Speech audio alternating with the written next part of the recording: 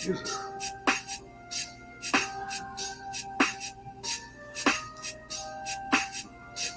Where the fuck So is when it? they see it, they just see all this, but bigger on this one, right? Yeah, it's gonna be full screen. So they'll be able to see my necklaces and everything, or they'll just see this, but They'll bigger, just see but that. it'll still be cut off. It'll be cut off. Yeah, that's why I said you want to get a taller chair. It don't really matter to me. I don't care. Where the fuck is it?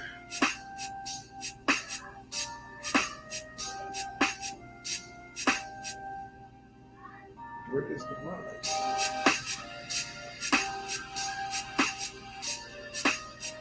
Are you going live? We should be live right now. It's live. It's in the group. If somebody comment, like, can y'all hear it? Then, or you just, what are you trying to do? I'm just trying to share it so other people can see it. Here it is.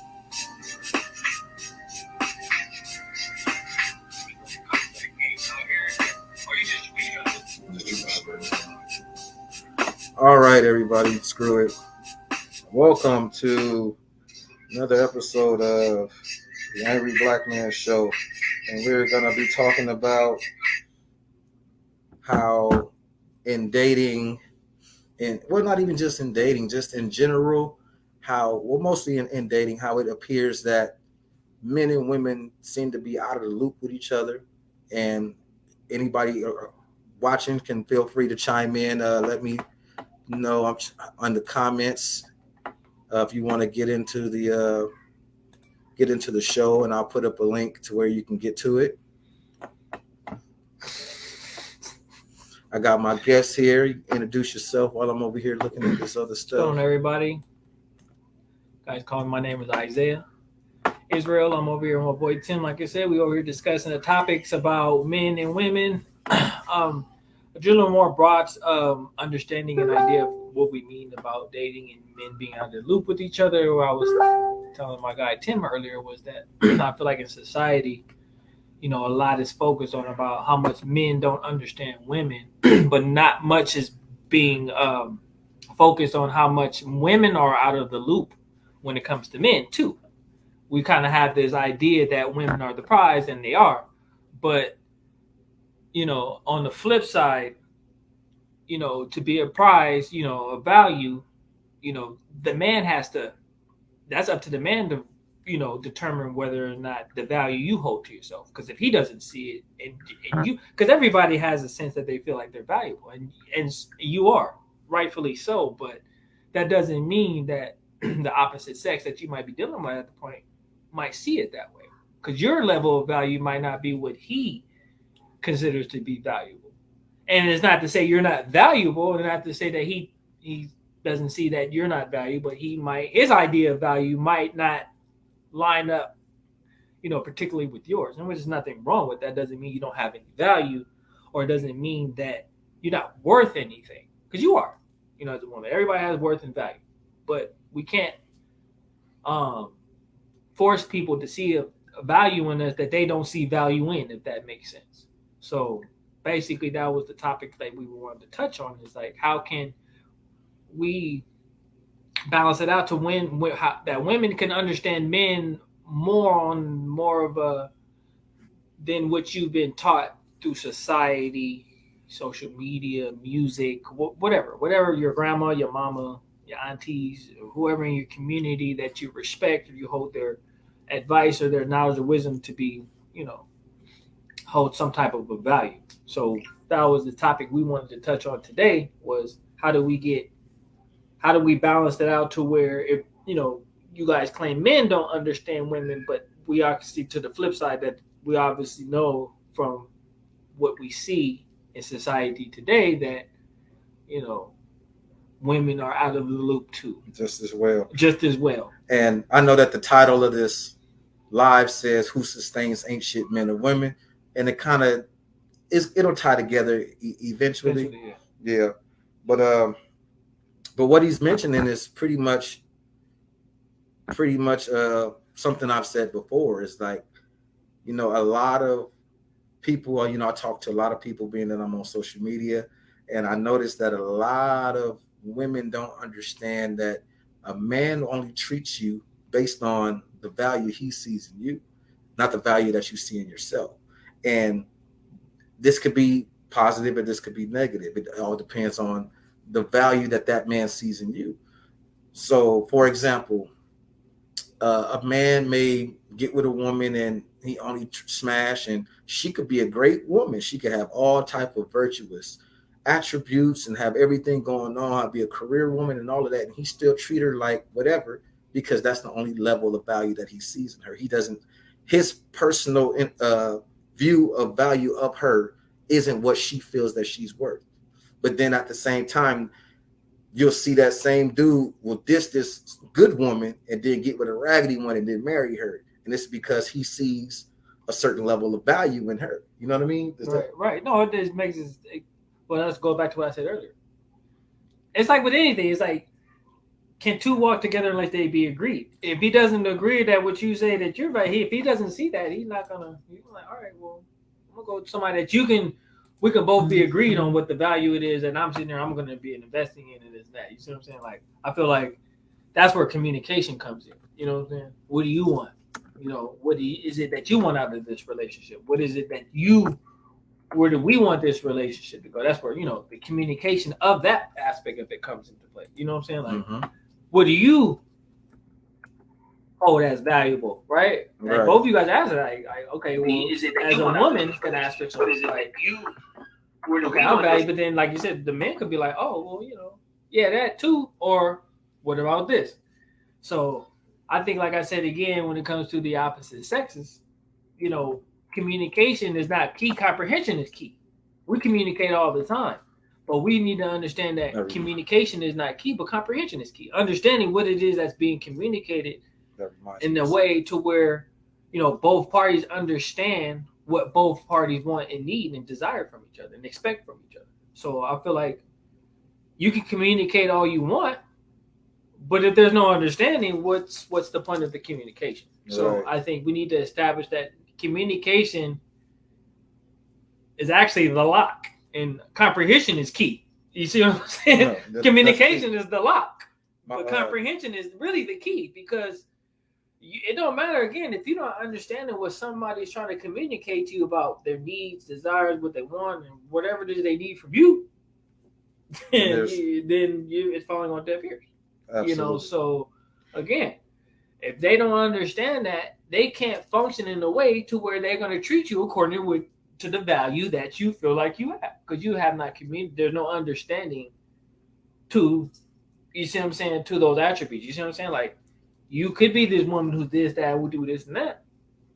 But if you're only trying to show other things, like trying to if you're giving up the pussy first and this and that other, then before the value you're trying to get him to see, in his mind, he like, well, I didn't already got the, what if in his mind, pussy was the value? Yeah. He's not concerned with anything else. I didn't, so. You didn't give away the benefits without requiring him to do any of the duties. Any of the duties that go with it. Why does he keep looping here? But that's because it's live. That's just the delay. This is so I can see the comments. Oh, okay. So again, like I said, like, it's all about like comprehension. You gotta understand, not just with anything in life. Like anything you read in life is that it's all about comprehension. Like anything you read, study, whatever, any field of study you're in, whether it be religious studies, business, political, whatever it is you're studying, is always going to be about comprehension. And the most comprehension that's attained is the comprehension, the time you take to comprehend what it is that's being presented. So yeah, that's all I got to say about that one. Yeah, I'm waiting. Hopefully we get some more people interacting and getting in so we can really get this conversation going. Who'd you show me on your phone? Oh, the what you were saying is the homie Meech was saying the 3 C's of a relationship are communication, consideration, and compromise. You got to, but remember, that was like one thing that I kind of like with the compromising part, that as a young man, I was like, no. But as I got older, like, yeah, you're going to have to. There's gonna come a point where you're gonna have to compromise something. You know what I'm saying? Like something about you. And if they're willing to do the same, that's cool, Mm-hmm. But don't be sacrificing everything and then they're not. You know, don't be giving up stuff, and then they're still going about their own regular schedule program, right? And then you over here doing things to appease them to try to, and they're still doing their thing. So that's another thing too.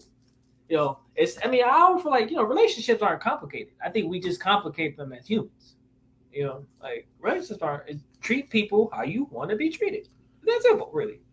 And the golden rule from kindergarten to me, I've noticed is that it's been dwindled away. Like it isn't there. It's a relationships how they're being presented today. Is right. Is what can you do for me and benefit me? It's like the argument that you see all the time is men are meant to be providers and all of that, and it's just like, but what is it that they want you to provide? A lifestyle? Right. Because that's when you ask, well, what is it in a relationship you're looking for? They say, well, he got to have this, he got to have that, he got to have this, he got to have that. This. That's all. That's nothing to nurture the soul. It's not right. It's material. It's material. Absolutely. Right. It doesn't cater to the soul, the spirit. And that's another thing too, though. How do you spiritualize a relationship? You see what I'm saying?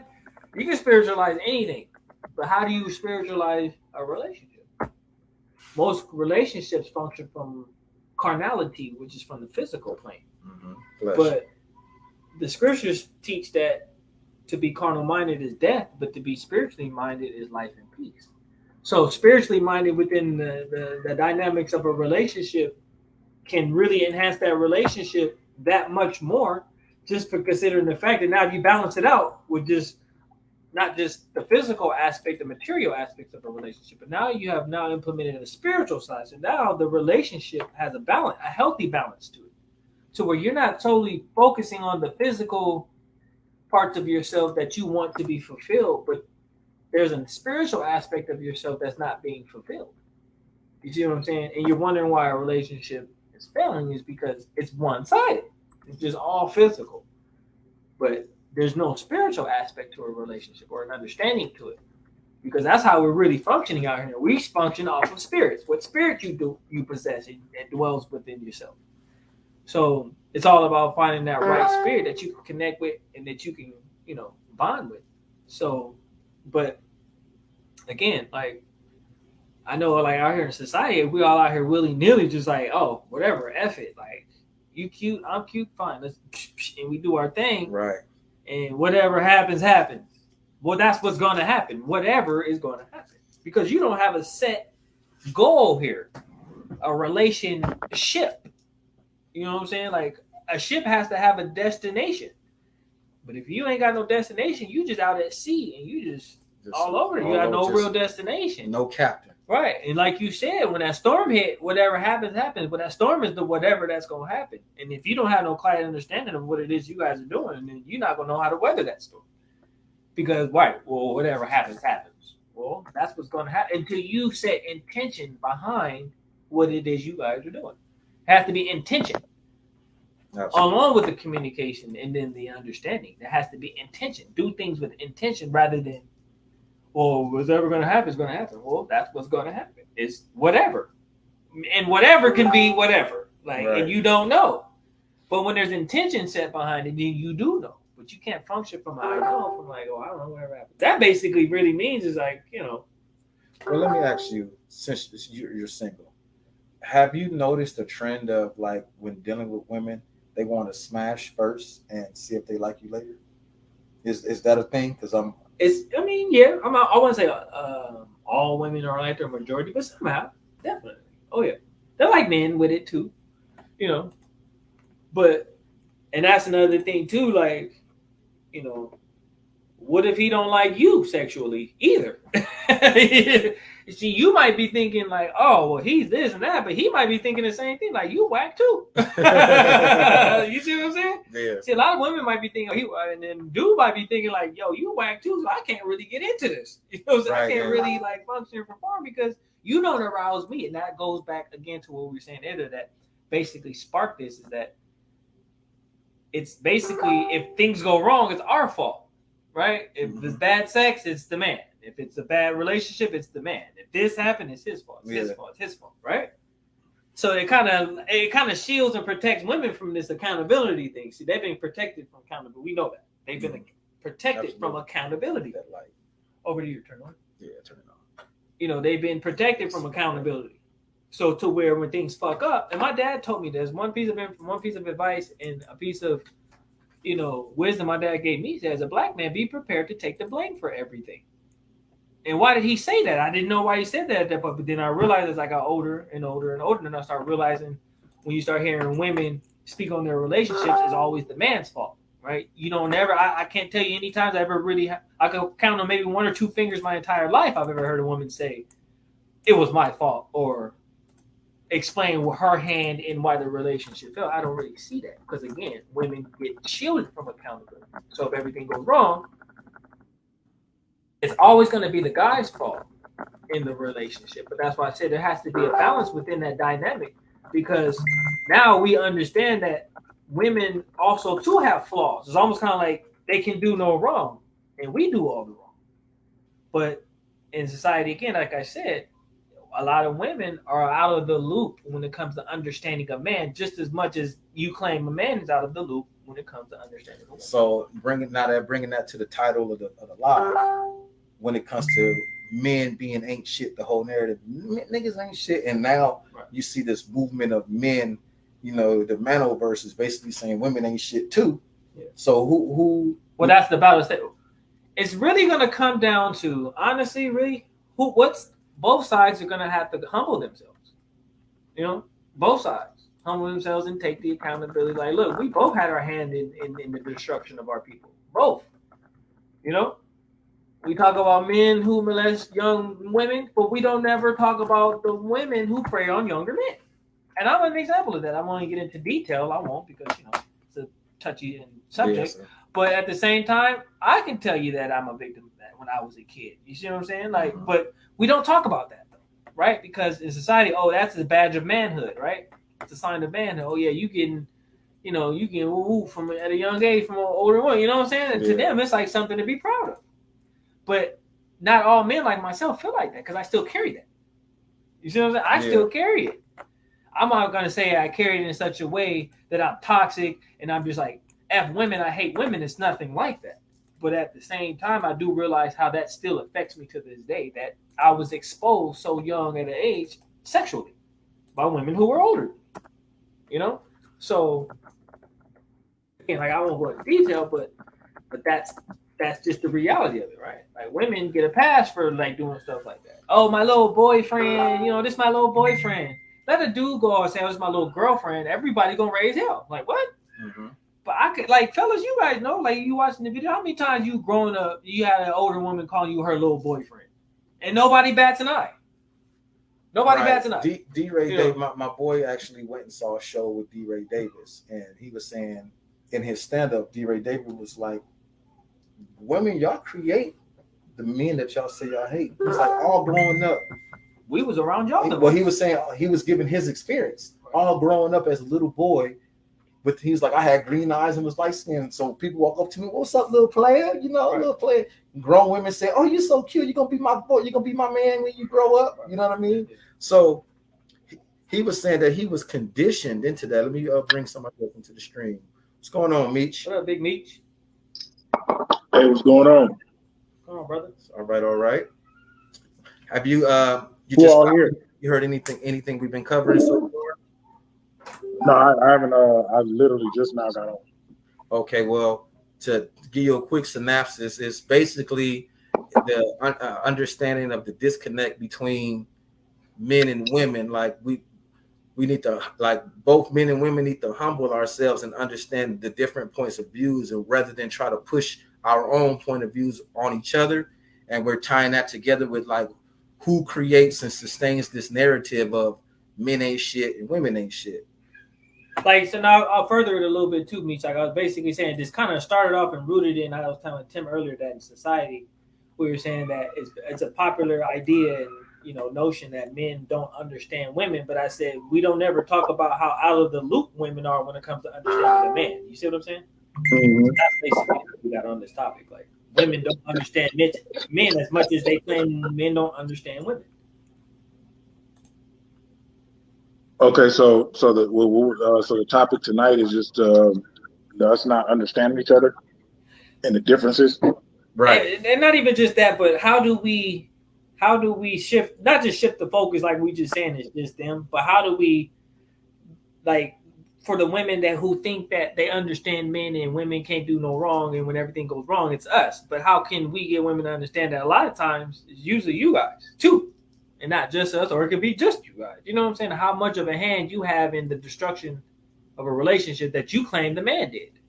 It's like That, the accountability part, you Right. know. Like he was saying, like an example he gave earlier is like, well, if a woman date a dude and then she let him smash, and if it's bad, then it's his fault, or it's you know what I mean, or whatever. No, I've heard that. no matter how the relationship ends, it's because of him. He is his fault. He didn't do this and he didn't do that and he didn't treat me this way and he didn't do that, and you know what I mean? Yeah, that's the tall task at hand. I think it goes back to something that me and you was talking about, Tim, is just really coming to a realization of accountability. You know what I mean? So many of us thinking that in that cognitive dissonance, or dissonance, however you say that shit, type This of mentality, right? To where even when you have someone, most of us as men can think logically, but when it comes to women, a lot of them will just stay in that thing. Like even when you come with facts, you know what I'm saying? Like we experienced it with that situation with Tammy, when we was trying to tell her like, dude, this is influence, and she just wanted to stay on her little thing where like, no, it's not. And we was plainly saying like, dude, we can look at the definition of influence and all of this stuff. So I think that that's just a tall task because so many live in their own reality. And I know a lot of us as men live in our own reality too. But I think we can accept um, actual factual reality a little bit better than women. Yeah, that's very true. Wait. Oh, hang on, we're trying to add somebody else to the stream. Go ahead.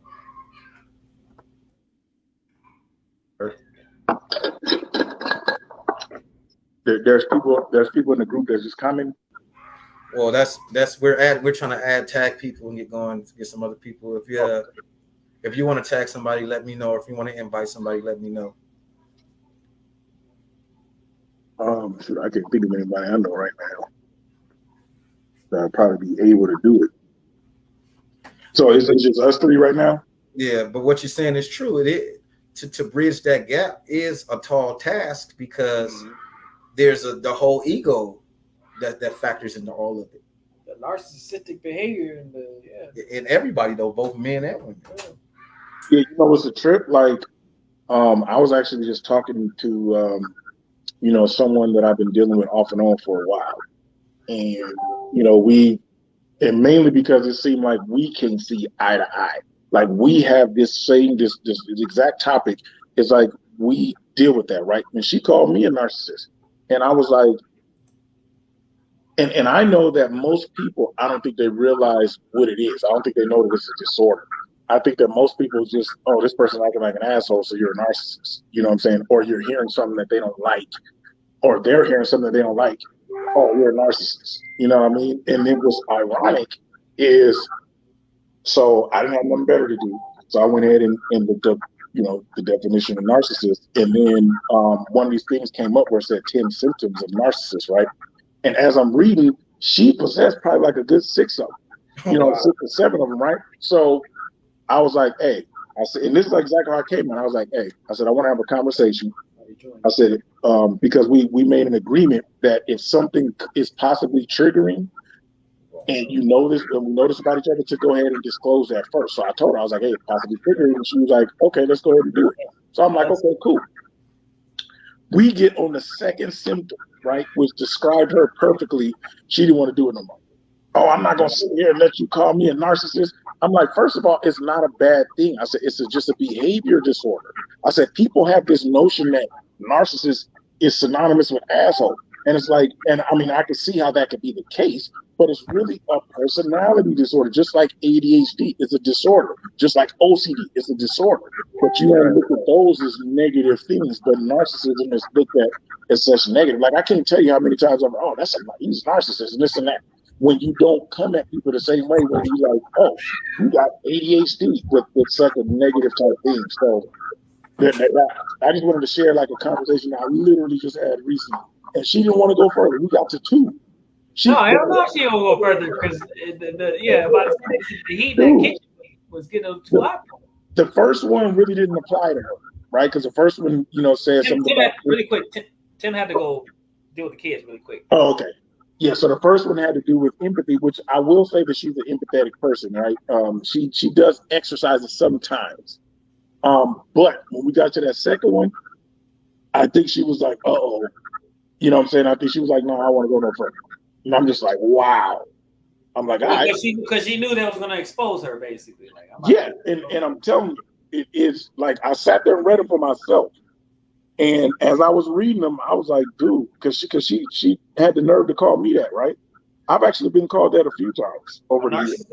Yeah, so that's what really made me like, well, shit, am I? Let me go ahead and look this up. And when I looked it up, one of the things that I possessed was competitiveness.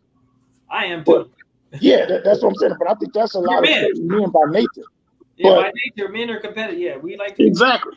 But all the other stuff, man, I was like, dude, none of these is me.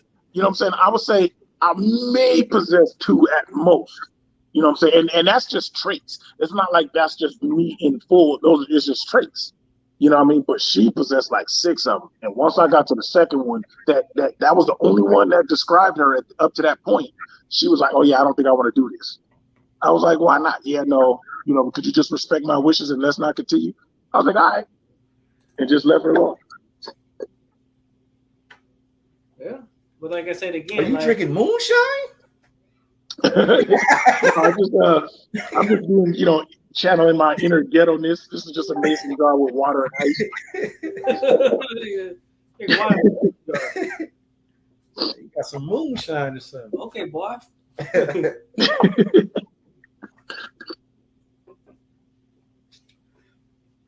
Today is a fasting day for me, so I've been drinking a lot of water. Oh, I see.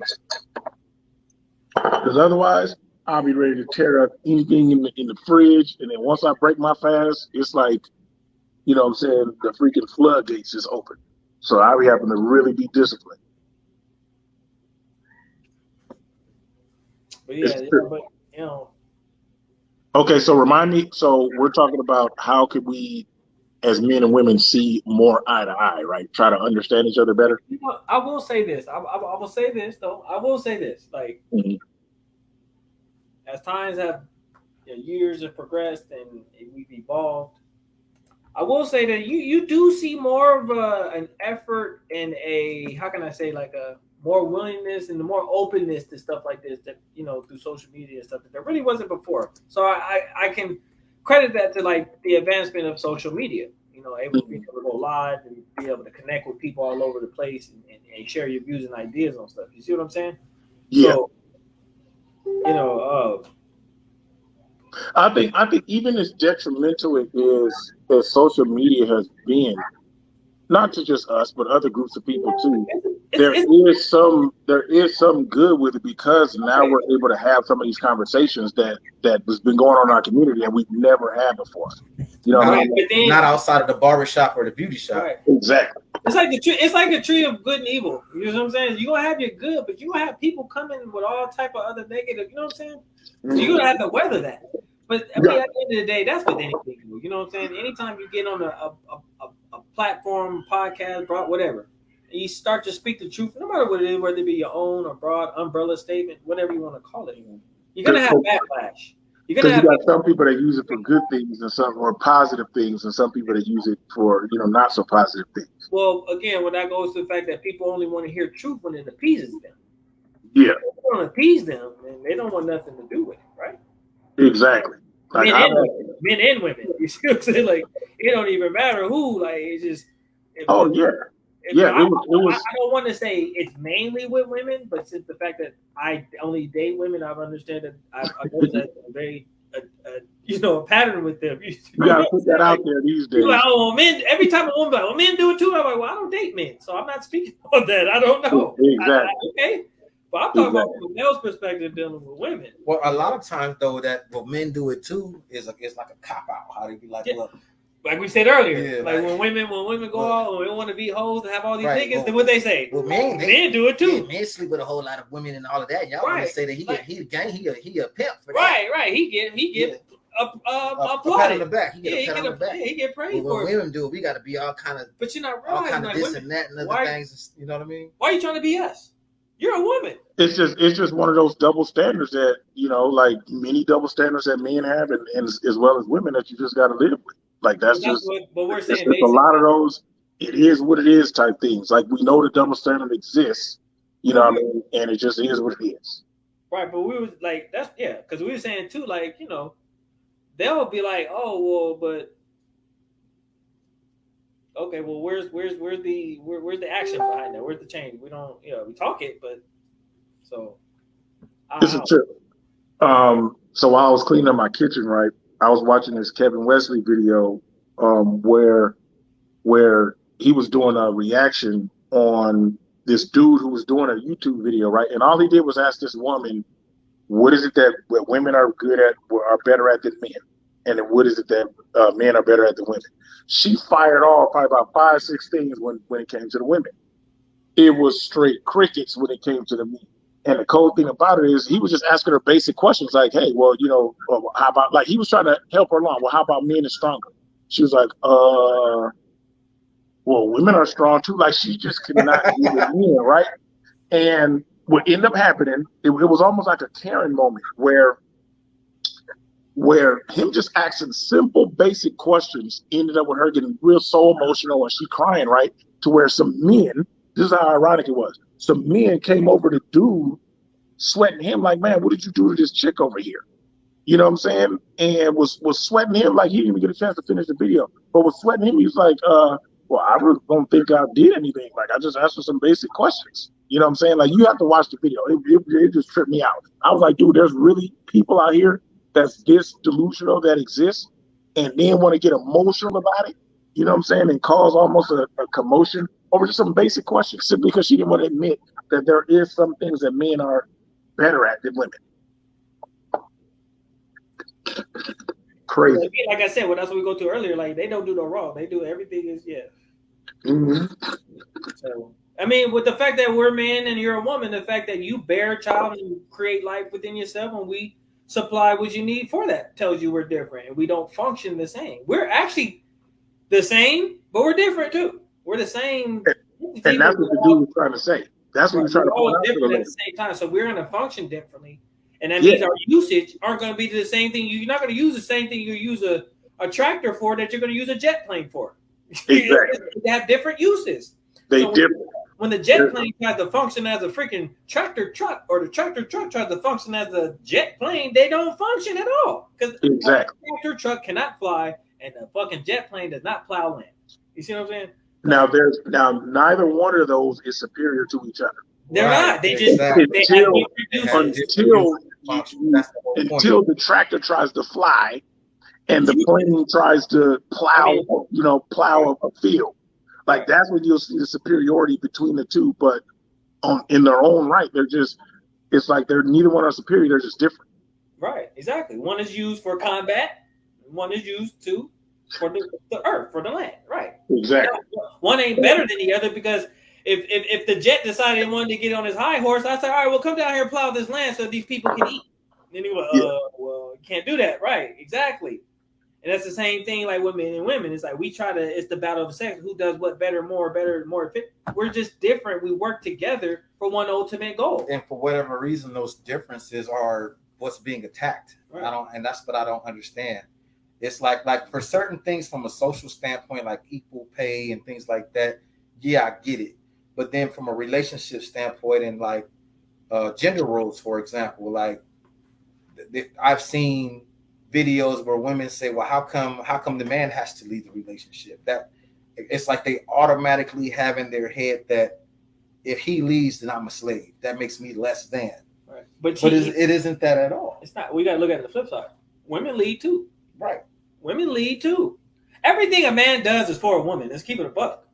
Everything we do it for y'all. We want to get the nice Jordans because we want to impress y'all to make y'all think nice cars, clothes, jewelry. We do it for y'all. We don't do it for unless you make sometimes man, we compete with each other too. But ultimately, we do it for y'all. We want to impress y'all. We just like that's why the peacock has the most vibrant and colorful feathers than the female, right? The female is all brown. She's brown, but he has the extravagant colors, right? He has the pretty, vibrant colors because he's attracting her. She's like, I got everything you need, bro, for us to procreate all that. I want to make sure you are the right fit.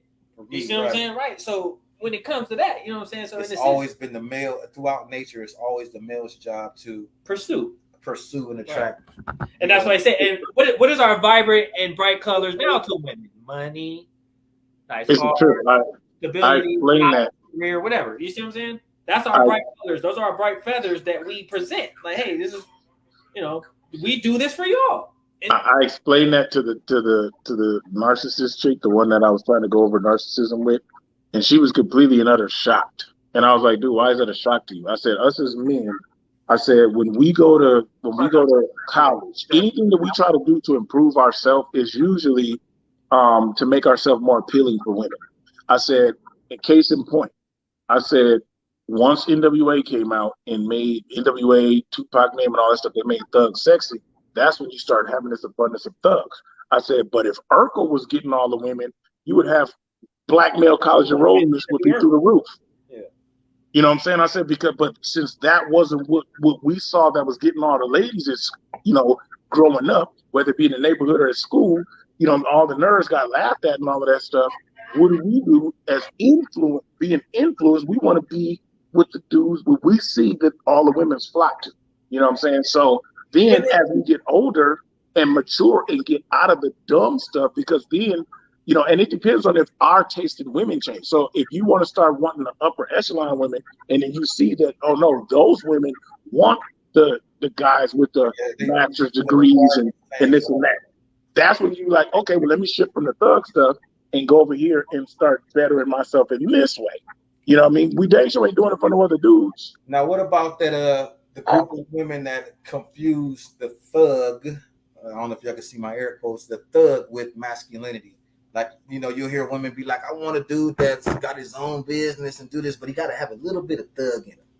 You know that, but you know what she mean by a little bit of thug, though. She don't, man. And I was just talking. It's funny you said. I was actually talking about this the other day. It's like, not a literal thug. I'm out here killing niggas. No, that's what I'm saying. That's what they confuse for masculinity. Right? They basically say they want a man that's gonna step up to the plate. They mean a man that's gonna, you know what I'm saying? Basically, be seen. You know what I'm saying? Like this, protect her, all that stuff. That's what she's saying by that. Like, I want a man that I know that's gonna.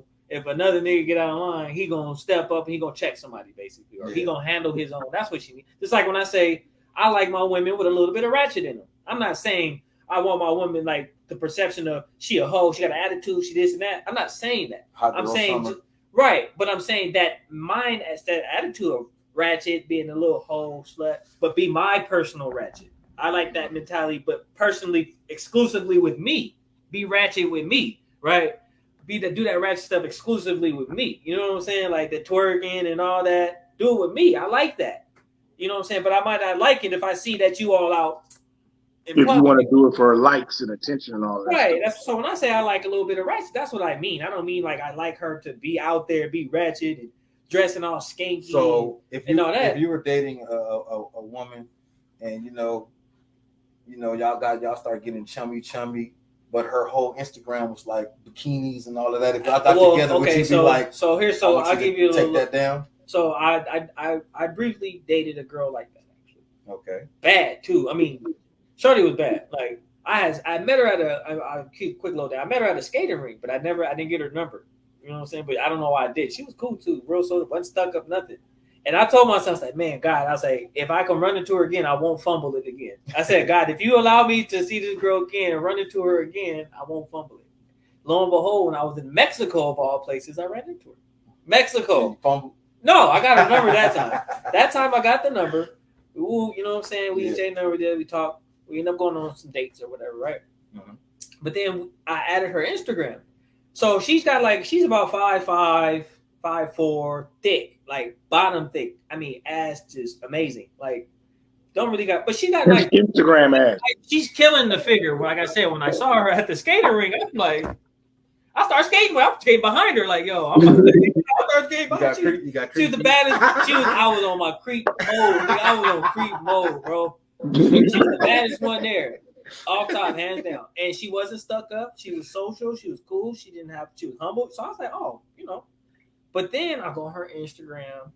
She does like modeling shoots. You know what I'm saying? She's half naked and posing the ass out. You know, super tatted up, real pretty. And I started to think, like, man, like, I'm sure this is her passion. She has a nice body. She wants to talk up her tattoos, her nice ass, what she's working with. I get that. I understand that. You want to just what you work for. But at the same time, I'm thinking, like, is this really what I want? Like, a woman that's just broadcasting her body out there to where my boys can go see it anytime they want to go see her, anybody. You see what I'm saying? And, and two, I don't want to say take that down because then it's going to seem like what? I'm insecure. I'm controlling. I'm whatever. You see what I'm saying? So it's like you don't want to say that to her because then she's going to start thinking, oh, well, why are you in? You know, and it's like, so then I stopped talking to her because I came to the conclusion I don't want to do that. I don't want to tell her that. You know, because once you're in a relationship, you got to establish boundaries at that point. Yeah, but here's the thing, though: you can establish boundaries, right? Mm-hmm. But again, is this a boundary that's going to be misperceived? Yeah, I mean, I would think that she should be willing to establish those boundaries herself, because if she knows that most of the attention that she gets is thirsty dudes, right, then she should establish. You know, she should take it upon herself to establish that boundary. Yeah, I mean, like I've been on Instagram recently. I mean, some dude wifed her up. You know, they got matching tattoos, all that. You know, good for her. Okay. You know, good for her. I mean, like I said, again, I don't want to use that as an example to say that she's not good enough or she doesn't hold value. I didn't say any of that. I'm sure she did. Mm-hmm. I'm not saying she didn't. I'm sure she's. It was just your preference. It was just my preference is the fact that that's not what I wanted from my woman, and at the same time, I didn't want to step on her toes to be like, hey, if this is what you're doing, then I don't want to, you know, get away with that, basically. You know what I'm saying? In light of other, not better options, but just other options out there that I'm really rather to explore. Because that's one that, like, I kind of always would say, especially with my cultural and spiritual beliefs about women being modest and stuff, you know? So, you know, and I'm not saying that my wife has to be super modest all the time. I'm not saying that. But then posing half naked on your Instagram and your social media in a provocative way, you know, you warrant other type of, you know, attention from certain people. Yeah. I'm not saying that you can't be faithful or loyal having a man and do. I'm not saying that opens the door. But it opens the door, and you're not protecting his peace of mind anymore because he can say he trusts you, right? But if you're bad, I'm sitting there thinking that 110 dudes a day are gonna holler at you. This 7 days in the week. That's 70 dudes a week times 4 weeks. 280 dudes trying to holler at you. You telling me you turning down every single one of them? You see which is going to happen. Right, and it's going to happen. If you want to say you want to get that woman that, and just like women want to go after the dude that got the money, good looking, big dick, car, whatever, right? You're not the only one that's pursuing this man. Understand? Exactly. You have to understand that. Who wants this man? You ain't the only one. I'm not saying that allow him to cheat and go have other women. I'm not saying that. But what I am saying is you have to just keep that in mind. But I think what more women need to understand that it's in men's nature to where if they're a highly desirable man, then 9 out of 10 they probably gonna be smashing some different chicks, and I think that's where that's what tie him down, right? As they say, it's gonna be kind of hard to tie him down because as and I think that's what Kevin Samuels is trying to put out there. Because one of the things that I disagree with what he said is like you know that they don't cheat to exercise options. I think if you make a commitment with anyone and you go outside that commitment, you know what I'm saying, that's cheating. But that's neither here nor there. But what I think he was basically trying to say is that you got 50 women, right? And all those 50 women want these 2 dudes. Right. They looking, you know, past all these other dudes. They want these two dudes. Well, 9 out of 10 with most of us men's mentality, they gonna smash all 50 of them chicks. Yeah. You know what I'm saying? Because the women is because they're using their fishing pole to try to get the dudes, and the dudes just gonna take advantage. Like, unfortunately, and this goes for both men and women. When you're a highly desirable, because I think I was talking to Tim about this. When you're a highly desirable, a lot of them people ain't humble like that. You know what I'm saying? And hey, how's it going? A lot of those people aren't humble, and they tend to take advantage of some of their privileges because they're highly desirable. At Yeah. least that's been my experience and my observation. So it's funny because people would like to say, "Welcome, Veronica. Welcome to the stream." Say hi to Veronica. Everybody doing something. Hey, thanks Hey, for joining. But how you Hey, long doing? time no see. I yeah, know. How you doing? I'm doing all right. Older, yeah. slower. Oh, but what I was saying Same earlier, here. like, oh, but I was saying earlier to go just saying, Beast, like, you know, like I could be very picky when it comes to women, and people always tell me like, "Oh, you picky," and you this and that. But I was like, but when you have somebody, when you know now, like I'm not the richest dude, like I don't have my own place, I don't have my own, you know what I'm saying? But I mean, I'm established, I have income, I have my own car, like I got my head Mm-hmm. pretty straight. I don't have everything in order, but but I was saying that like I was telling Tim earlier, it's like there's like the line where you decide, do you want to establish yourself all the way first and then pursue somebody, or find somebody who will build with you to reach your potential? You guys both help each other reach that level of potential together. You see what I'm saying? So when I say that, like I said, I could be very picky about that, like who I want to build with. You see what I'm saying? Like But you cute, but in fairness, that's what we were talking about earlier when we were going to the store when we were talking about the hypergamous woman. yeah, So the same way you're saying that you're picking, you have what you're looking for. Those women don't have those same exact things. And like the video we saw earlier, when the dude was like, when they got kids, they become selfish because they do this about their right. kids. So it's like they would see you and be like, okay, well, you don't. If hypothetically I'm a woman that has children, I would look at you and say, well, what where does he fit in With the with kids in the with the life, kid? my life, Right, right? right. How can we transition basically you into this life of me and my kids, and you know what I'm saying, right? Because ultimately, like I said, I've dated multiple women with kids. And it always, and there's 9 times out of 10, is always a common denominator in that, well, 10, 11 times out of 10. And it should be this way. And I don't knock a woman for that, but you're always going to come second to her time. What you And got if to I say don't about have, it, and if I Ronnie? don't have kids, and if I don't have, like, and I don't have kids, I mean, obviously, God is going to come before you. That's an obvious thing. But anything else, I can plug you in at number 2. You see what I'm Right. saying? But you can have God, career, whatever, kids, this, that, then me. Yeah. You see what I'm saying? So like the balance in there, a lot of times for me, it gets frustrating because I don't mind when I got, because I love kids. I don't want to be like the dude. Oh, she got kids. Oh, she no, thank you. Like, no, I do your shot, but I'm not gonna say like I'm. Usually, it's the women with kids that usually be the ones that take the better care of you. Like they'll do you right. From what I understand, women with no kids kind of have this entitlement. You know what I'm saying? But women with kids, she'll treat you kind of like a mom. If that not like you're a kid and she's your mother, but the Yeah. type of love and nurturing she'll show you is usually from what she does with her kids. You see, I've noticed with that. Yeah. While women who don't have kids, like This is ironic. What you got to say about and it? I'm not saying really quick. No, I'm not. And again, women with no kids, I'm not saying it's a bad thing either. I'm not saying like if you don't have kids, like you should. I'm not saying that. I'm just saying like obviously when you don't have kids, that instinct to nurture and take care and care for somebody, be kind, all that stuff. It hasn't clicked with you yet because you really just showing that to yourself. You see what I'm saying? So I'm not saying that Mm-hmm. women who don't have kids, it's not a bad thing. I'm just saying as opposed to women who do have kids, there is I've noticed the difference how they treat you, need to talk to you, and all that type of stuff. Go ahead, Veronica.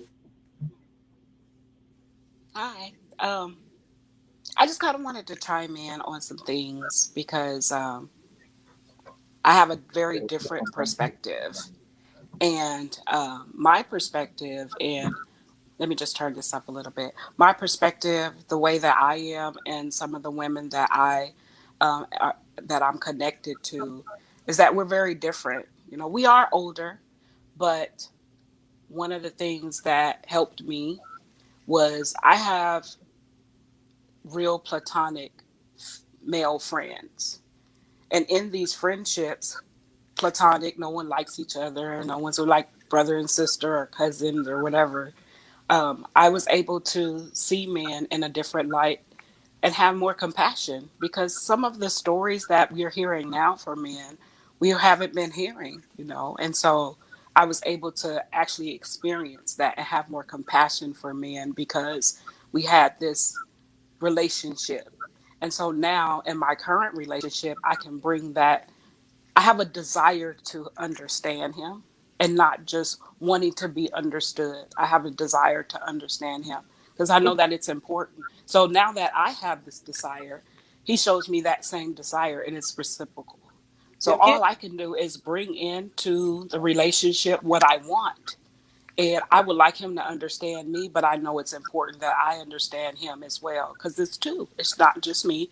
It's not just him. I want him to have some of the things that he wants. I want him to be happy. I want him to be in this relationship and be just as excited as I am. Because his So happiness and his excitement is your happiness and your excitement, right? absolutely, absolutely. And so he'll say things like, you see me. And I'm like, I'm really trying to see and learn everything about you. Very attentive. I ask him questions and I believe him when he says it. And I may not understand it right away. And I'll ask him, well, can you kind of clarify it? Can you give me some examples? Because I really want to understand. He has no problem with doing that. Yeah. You have son. Tim saying you have sons, right? I do. I have two boys. So and you know how we always like men be like, say treat women how you want somebody to treat your mom or your sister or whoever, right? Hmm. And that's why I be asking all these women out here who got son, oh, this my little king, I love him, but then you be out here dogging these niggas, and it's like, yo, like on the flip side, I'm gonna use my sister as an example because she was a prime example, right? She used to kind of Don't get beat up. It's online. She don't Be follow. careful. She don't follow me on. She don't follow me. We don't rock like that right now. But um, her ex husband. I used to I experienced they were together 8 years and how she treated him. I had to ask her like, man, could you imagine somebody treating your son, my nephew, like that? Yeah. You know what I'm saying? Think about your son like you treat. Like, what if a woman was treating him like you know, my nephew, your son, how you treat your husband? Like, how would you feel about that? Think about that for a second. I love my son. So you love and care about him so much, and this, that, blah, blah, blah. And obviously, there's going to be a time when he's going to go pick a woman. Is the woman you are the woman that he wants? You ask, like my sister. I wonder if she ever thought about that. Like, did you ever think about like when he gets older and he goes out looking for what type of example of a woman that he wants? Are you going to be it?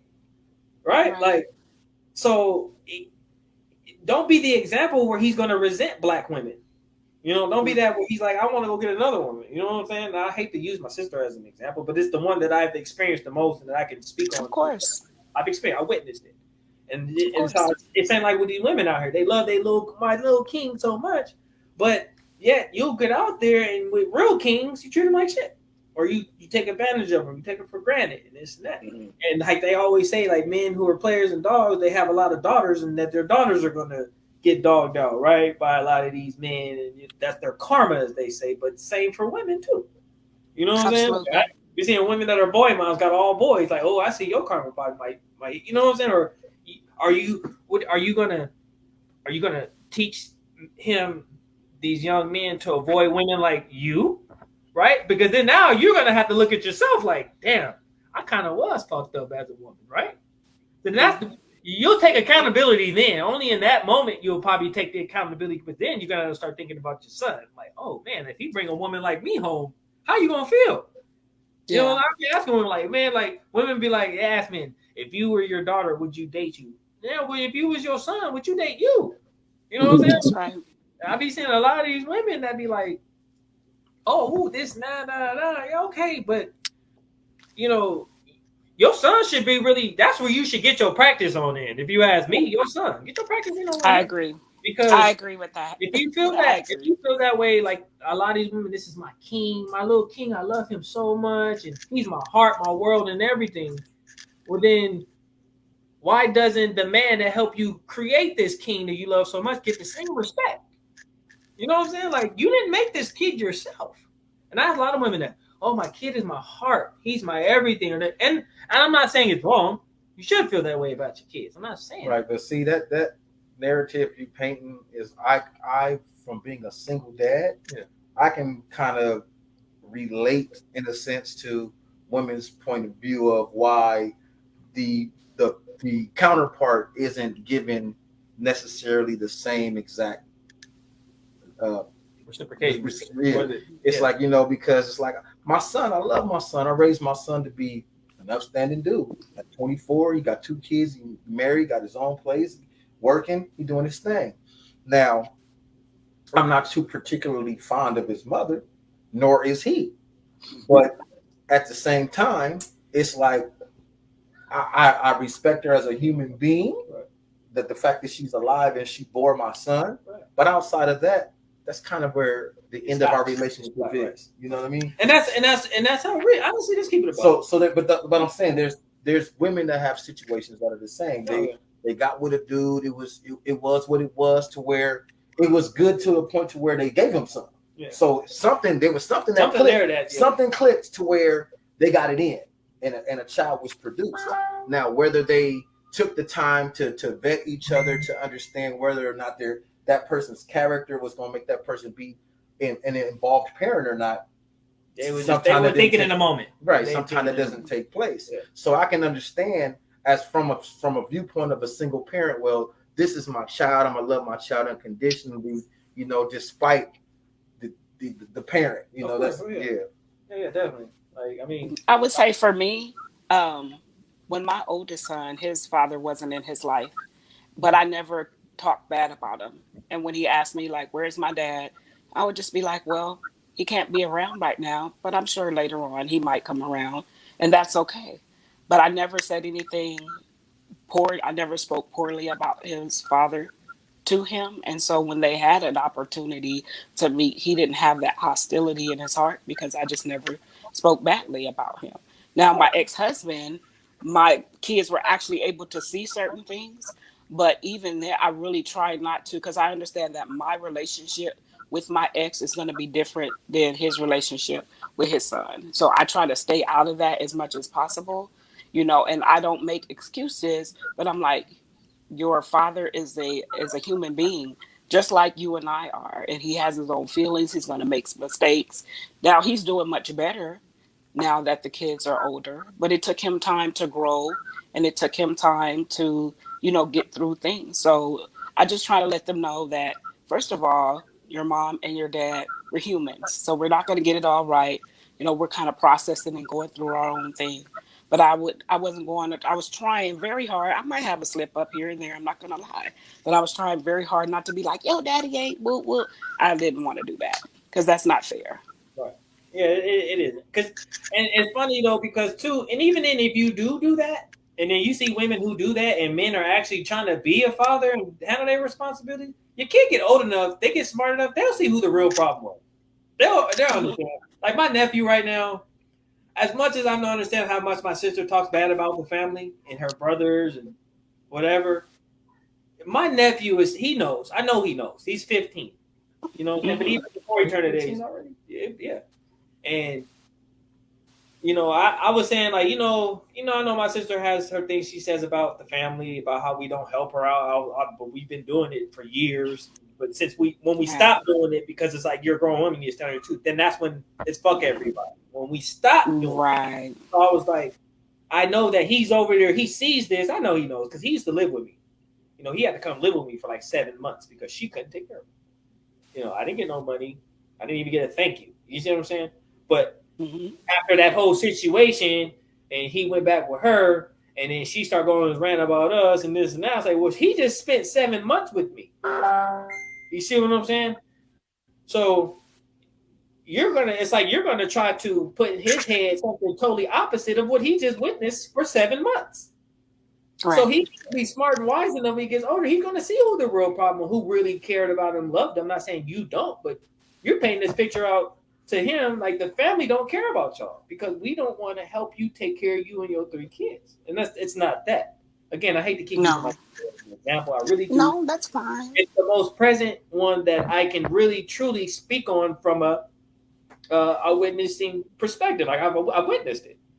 So I always say, like, I really pray that, like, for his sake, that he doesn't carry that same, you know, vindictiveness or malice that she does for her family. But he, again, like I said, he's a very, very smart, very intelligent young man, you know. So I know Right. that he's putting things together in life between his own through his own lenses, his own understanding. Right now, he's 15, so I don't try to get in the way of that. She kind of does, but I don't. I when he lived with me, hey, look, bro, like I'm not trying to get in the way of your growth and try to tell you what to think, how to look. I'm just here to guide you. That's it, Yeah. you know.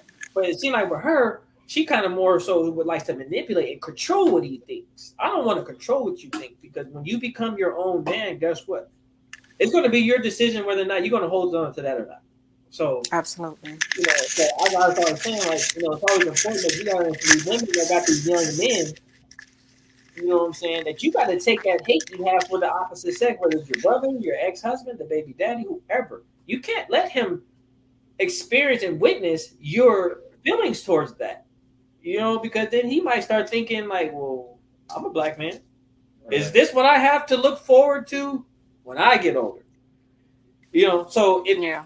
like you're as a woman, you're totally within your rights to feel like, oh, men ain't shit. This that's fine. You have your right to feel that, but when your son, who is a black man, sees that, why should he think that He's any less you, than what you're teaching him. exactly, or that Absolutely. you're the exception to the rule when it comes to these women, but the rest of these women out here ain't shit. But you're the exception. You are obviously because you're my mom. Obviously, you're not right. But the rest of them just ain't shit. What? Like, come on. You know. So that's I just think what. it's about experience. Like you said, you have an experience with your sister. And so that's what you're bringing up because that's what your experience is. I think it's important to experience a lot of different women because not all women are the same Oh yeah, and not definitely. all men are the same. So, in my experience, I could have been very bitter. I didn't want to. And I prayed about that. And God started to send me friends. And these men who were in my life as friends showed me a different kind of man, not one that I had experienced in dating. And I didn't date them, but they treated me very well and they made sure I was okay. And they were my friends. And so I was like, okay, now I'm seeing a different kind of man. You know, they speak to me in a different way, they show me respect. I Right. learned and I practiced on them. And so that's why I can credit that to how I'm able to be in my new relationship is that I've learned in those friendships for 10 plus years how to listen to a man when he talks, how to ask questions and want to get understanding, how to be compassionate, not beat a guy up if he cries, you know, and just be that sounding board and that love. And so my man is having a great time. We're having a blast right now Quick because question. we're learning how to Still for really like 10 be. minutes and you're not Quick question. Oh, So, yeah, He laughing at were these two different types of sitting men, there stuck. like the men that you were dating versus the friends that came into your life? absolutely. Wait, say that Absolutely. again. And I need to know that. Me say that again. You said So, what? so my question was, were these two different types of men? The men that she was dating versus the men that came into her life? Because the reason why I love black women, and I know that there's some ain't shit black women, and I know that there's some remarkable black women. It's all, and I think most people don't realize the type that you're dealing with. So when you become bitter or deal with a certain type, and that's just your perception of that type because it may be what you're attracted to, and then that's all that catches your eye. You won't be able to see the good versions. You know what I mean? So sometimes, just like you experienced, you had a different type of men come into your life versus what you're used to that can show you the difference. You know what I mean? And Yeah. I think most of us, and this is why, because I've experienced both. I've experienced the ain't shit one, but I've experienced some really, really dope women. Some dope black women. I just know I got issues when it comes to me being picky. The smallest thing. Like I consider myself like Marcus Graham from Boomerang. You know what I'm saying? Like I'm like that dude when it comes to like the littlest thing. Like yeah, I can't do it. You know what I'm saying? But she's fine. Yeah, I know, but feet. You know, Yeah. She looked to pull the dude, back nose on Hammer Time, right? I'm in therapy now trying to figure this shit out about myself, man. Well, we were talking about that earlier. I was talking to Tim about that earlier about being picky too sometimes, but I think sometimes the difference between I'm not saying women aren't picky. I'm not saying that, but I think men are more picky when it comes to women. A lot of Janelle is not on, but Janelle and I actually had a conversation about that. It's basically we were saying that the concept of perfection is what keeps us stagnant. Is because perfect is the enemy of good.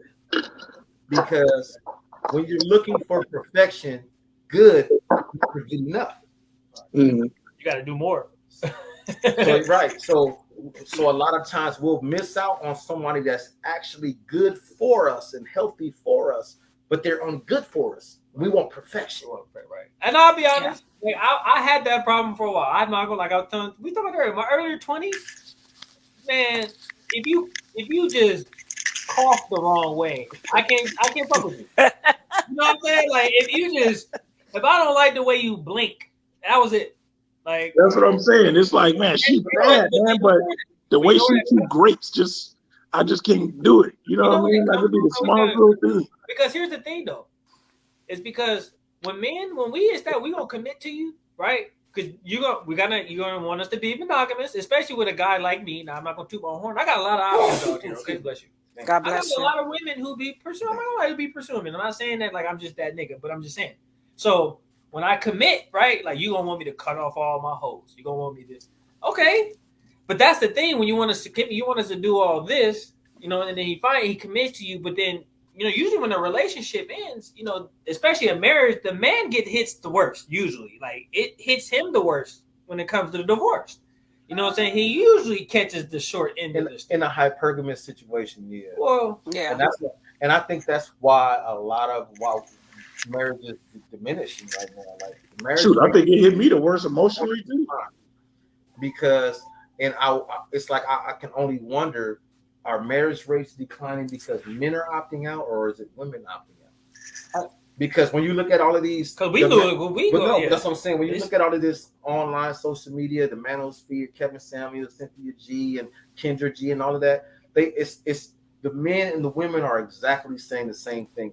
They're all saying there's no benefit for me to get married. Yeah, they want to see the benefit. The men are saying there's no benefit in me getting married because these women have this attribute, XYZ attribute.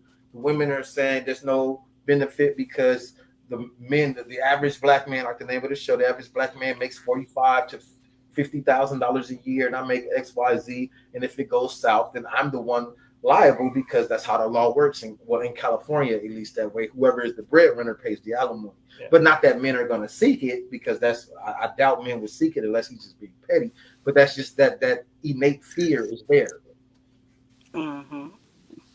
Yeah, right. Because like I said, especially in them courtrooms, you know what I'm saying? It's just the divorces and the breakups. Like they say, women take it the hardest initially, but eventually get over it. But over the long run, men take it the hardest.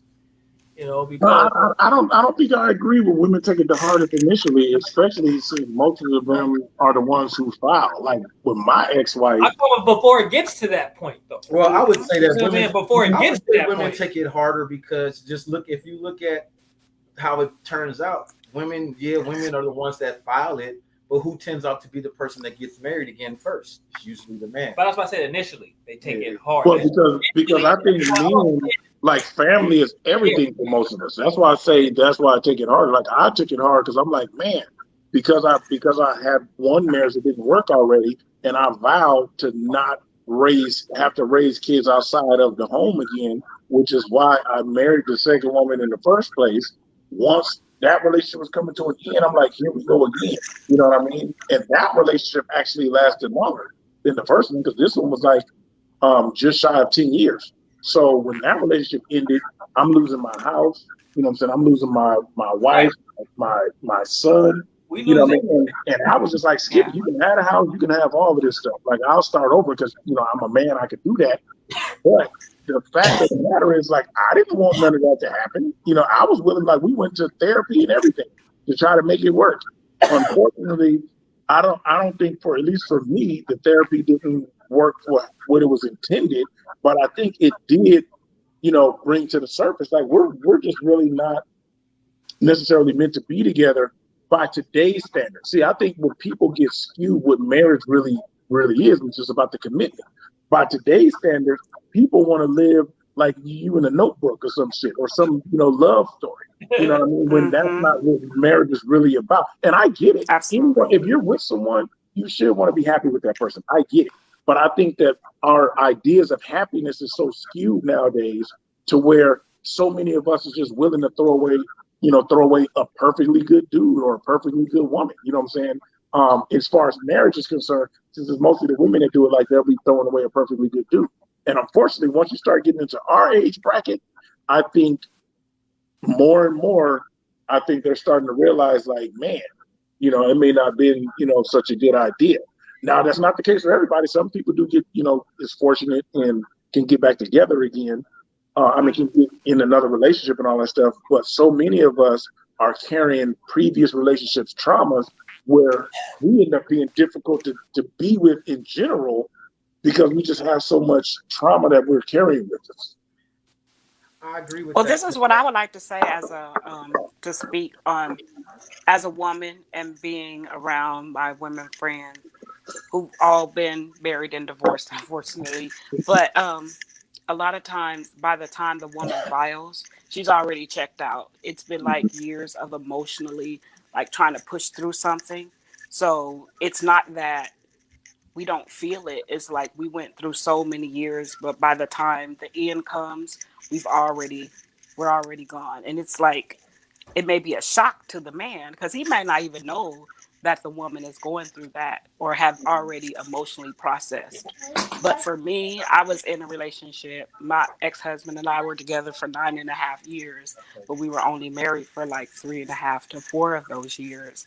But I was about that last year because he had cheated a lot. He had got another woman pregnant. He started to become physically abusive. I already started packing and putting money away, and I was getting ready because I knew it wasn't going to work. So I was like, I had to mentally, financially, and emotionally prepare my exit. So by the time we had our lease was up, I'm like, hey, we're not renewing this lease. I'm going to go home, live with my mom. I lived with her for a little bit and got my own place. But the years and years of trauma that I went through from the abuse and all of those type of things, by the time the end came, it felt like it may have looked like to him like she didn't care, but I was depleted. I was depleted at the end. I had nothing else to give. I just Now, needed you to have a get me valid and my reason. children away from that situation. Now, you had a valid reason for wanting to leave. But like Tim said earlier, my experience, I think, was more of like a hypergamy type thing. And I think more and more, we're Mm-hmm. seeing more and more women leaving perfectly good dudes for that reason. Like there is no abuse, there is no whatever besides certain things that they created in their own mind, and not to Right. mention social media and certain lifestyles that are being romanticized and all of that stuff, to where people start thinking like, oh man, I'm missing out on something. I want to live this type of lifestyle, and this dude can't give it to me. So let me try to Right. get with this dude over here who can give it to me, but not realizing like you got to, you could be sharing that dude. Most likely, not necessarily always the case, but most likely you about to be sharing that dude.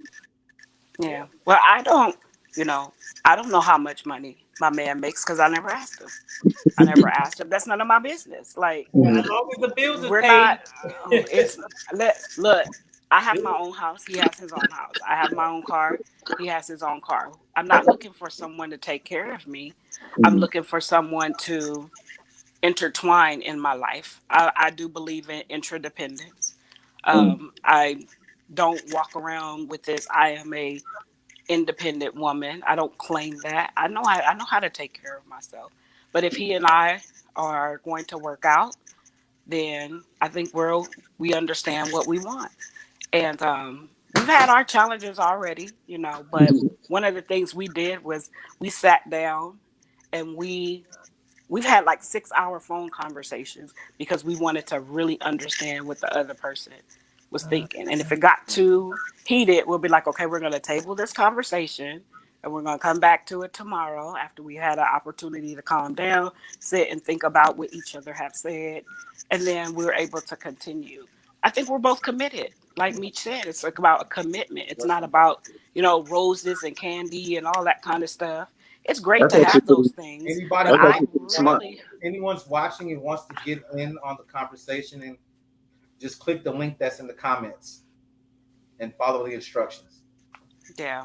But it took a while. I've been in therapy. I was in therapy for 6 years, and then I went into life coaching. But I really believe it was the start of that was having those relationships with my friends who were totally different than what I was experiencing in my dating life. Mm. And just to have men and be able to speak with them and have these conversations. And I really felt cared for, even though they didn't love me in a romantic way. I felt cared for and protected.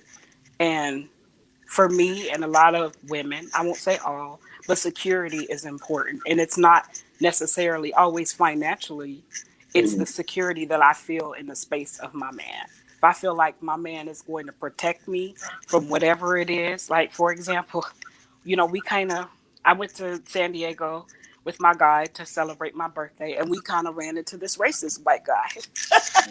And it was an experience for sure, but I didn't feel like, I felt like I didn't have to worry about anything. And my guy is not, he's not like a thug or anything like that. He's super nerdy, but I know my my guy have a black belt in martial arts, so if something would pop off, I knew I was protected. But I also feel like I'm protected from ego, like you mentioned earlier. Mm. That ego will tear your relationship up, and it'll tear up who you are internally. I try to let that ego down. He lets his ego down. I feel safe in his presence. I feel safe away from what his ego could be because of who he is and how he matured himself as a man. So I feel safe to be more feminine around him. And I didn't have to necessarily take on this masculine energy when I'm with him. I can just totally be feminine and soft. And Okay, so you saying that, yeah. Ronnie, makes me think of this cliche that I keep hearing on all of these online groups and stuff like that, is the concept of women saying, "I will be submissive to the right person," as if it's Mhm. conditional. For me, it's not conditional. It's just the feeling. There's just like that there's a certain woman that you want and have a feeling that you have. If I feel safe in your presence, then I don't have to worry about wanting to try to take the lead. Now, I'll say this: it's a learned behavior when you've been in the lead. As you know, being my brother, you know that I've taken care of my entire household for a number of years. So I told him from the beginning, like, hey, I need you to be patient with me while how I learn how to be submissive, or not subservient, but to be Right. submissive, And I think even that's to what the a lot of fact people like get driving confused. my own car. Like, I'm used to driving my own car all the time, so when he first driving me somewhere, I was like, oh, I'm not used to being on the passenger side. But now this weekend I'm falling asleep all in the car and everything, because now I trust him. There's a I think level of that's a lot of trust. where the misunderstanding comes in, is that the concept of submission and being subservient are have become intertwined. They're not. Right. Once you have an understanding of what that is, then you know it would be up to you. It's your choice, Is of it something course. that comes with maturity or experience, or what? What you think? For me, um, it was experience. It was experience. It was both. It was both experience and maturity, but it also started with a choice. I know I didn't want to be a bitter woman because I knew that I don't know all men, so I can't make these statements like all men are dogs or all men. I can't say that because I don't know all men, Right. and I have been exposed to men who are not like that. So that's not true because I'm like, well, my brother's not like that. My cousin's like that. My friends are not like that. So who are these all men? It's not all men. It's just the ones that I was exposed to at the time. But I had to make some changes Because even with my guy now, he's not the type of guy I would have dated before. But I had to make some changes internally. I had to grow, and I had to open myself to to be attracted to someone who was good for me and overlook some of these things, because I used to be extremely picky too. And now the way what I look for is character. I look about for how a person is going to treat me and how we're going to be in this relationship together. So integrity, character, how he speaks to me, how he speaks and treat his children and other people. I look at all of those things. And if I'm attracted to you, I don't care if it's someone else. I might be like, oh, your man did a. I love my man. I think he is gorgeous to me. So that's all that matters, right? Because not everybody's going to think your girl is fine or whatever. They'll be like, well, I don't like that kind of girl, or I don't like that kind of guy. Do I like you? Am I And I attracted think a to lot of you? Do times you too, make me especially feel? I don't look for validation in social right. media or I was just even say from that my right now. friends. I was about to say that right now. I think a lot of that is people are more concerned of what other people think and what other people. We live in a society to where uh, psychologists have proven that when people get likes and clicks, it releases dopamine and serotonin. So Mm-hmm. they get a sense of joy Yeah, and gratification from these likes and all of this type of stuff and wanting it's the oldest cliche is that everybody want to be famous, and the concepts of having followers and friend lists makes people feel as if they have like they famous. Like I have 800,000 people that follow me. I have X and Y Z, but you don't even know these people. It's just but it's psychological. It's like it's gratification. Like if I post something, I know that this many people are going to see it and they're going to click like and they're going to say good job and they're going to feed all of these insecurities that I actually need to go get help for. exactly. And I think too, it was even before social media, because when you think about when we were young, if you had a certain guy or a certain girlfriend, you would be looking for your friends to be like, "Oh, she bad," or "Yeah, you got you a, you got." So it was before social media, but it's that same concept. You're looking for validation from your friends, as Well, that's opposed just the thing to, though, that social yeah, media has killed that type of friendship because before it mattered to you if your friend accepted your significant other. It mattered. You would go to your friend and say, "What do you think about her? What do you think about this yeah, guy?" That their opinion was had value, but now with social media, it's like I don't even care who says it. I just want you to click. Like y'all look cute. Couple goal, relationship goals. Hashtag. It's hmm 100% fabricated. absolutely, I agree with A that. lot But of I think I'm a lot of just, like because of oh, sorry, that's Oh, now. excuse me. What's up? How y'all doing? How you doing? How you doing, Tim? How you doing, Ronnie? You I'm know what I all mean? right. hi. I'm actually in the dark. Let me get in some light. I'm I see. outside. I don't see What's it. what's up? I'm about to pop. What's up? Your teeth What's must up? be brown too, because I don't What's even up, see them. Meech? What's up, Meech? You know Hey, my what's ass going on? black as dark. You know what I mean? What's popping, baby? You know what I mean? Let me get somewhere where you can see me. You dig? Get up under But this tree. go ahead, finish with the conversation. I don't want to cut you out with my darkness.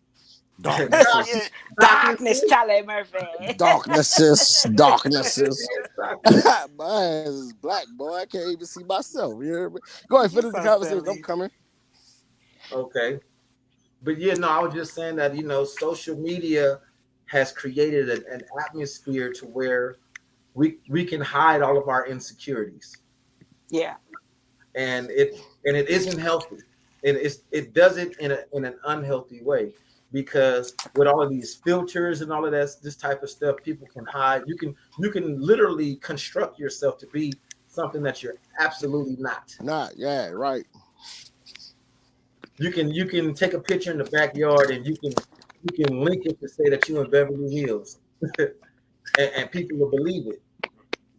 You can be out at the and you can be at the Motel 6 by the pool, and you could crop the picture to where it looked like it's a fancy pool and put I'm in Bel Air somewhere by the pool or Malibu Beach or something. Or like when they called out Bow Wow for his little window pick or whatever.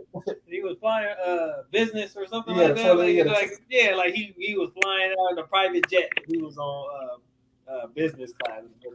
The right. balls, Uh, I wanted to the kind of balls on the respond to window something somewhere that in the you guys hotel. talked about Ugly. earlier. Oh, go ahead. I'm sorry, cousin. Go ahead. Oh no, I was just ribbing, talking jazz about that boy Bow Wow being on a business trip in the window, talking about he was flying. You heard me? Hot mess. I wanted to just kind of respond to something that you guys were saying earlier about. Let me get my light right, man. Hold on. Let me see. I lost my train of thought. My apologies. But you guys were speaking about, oh, just women and men, and how men are the ones who actually choose the woman. And I agree 100%. I do agree with that. Well, I y'all think choose Hang us hang too. on, hang on, hang on. Let her. I want to hear what she's saying. I Oh, sorry. Go actually ahead. believe that um, I do believe that there is an order to things.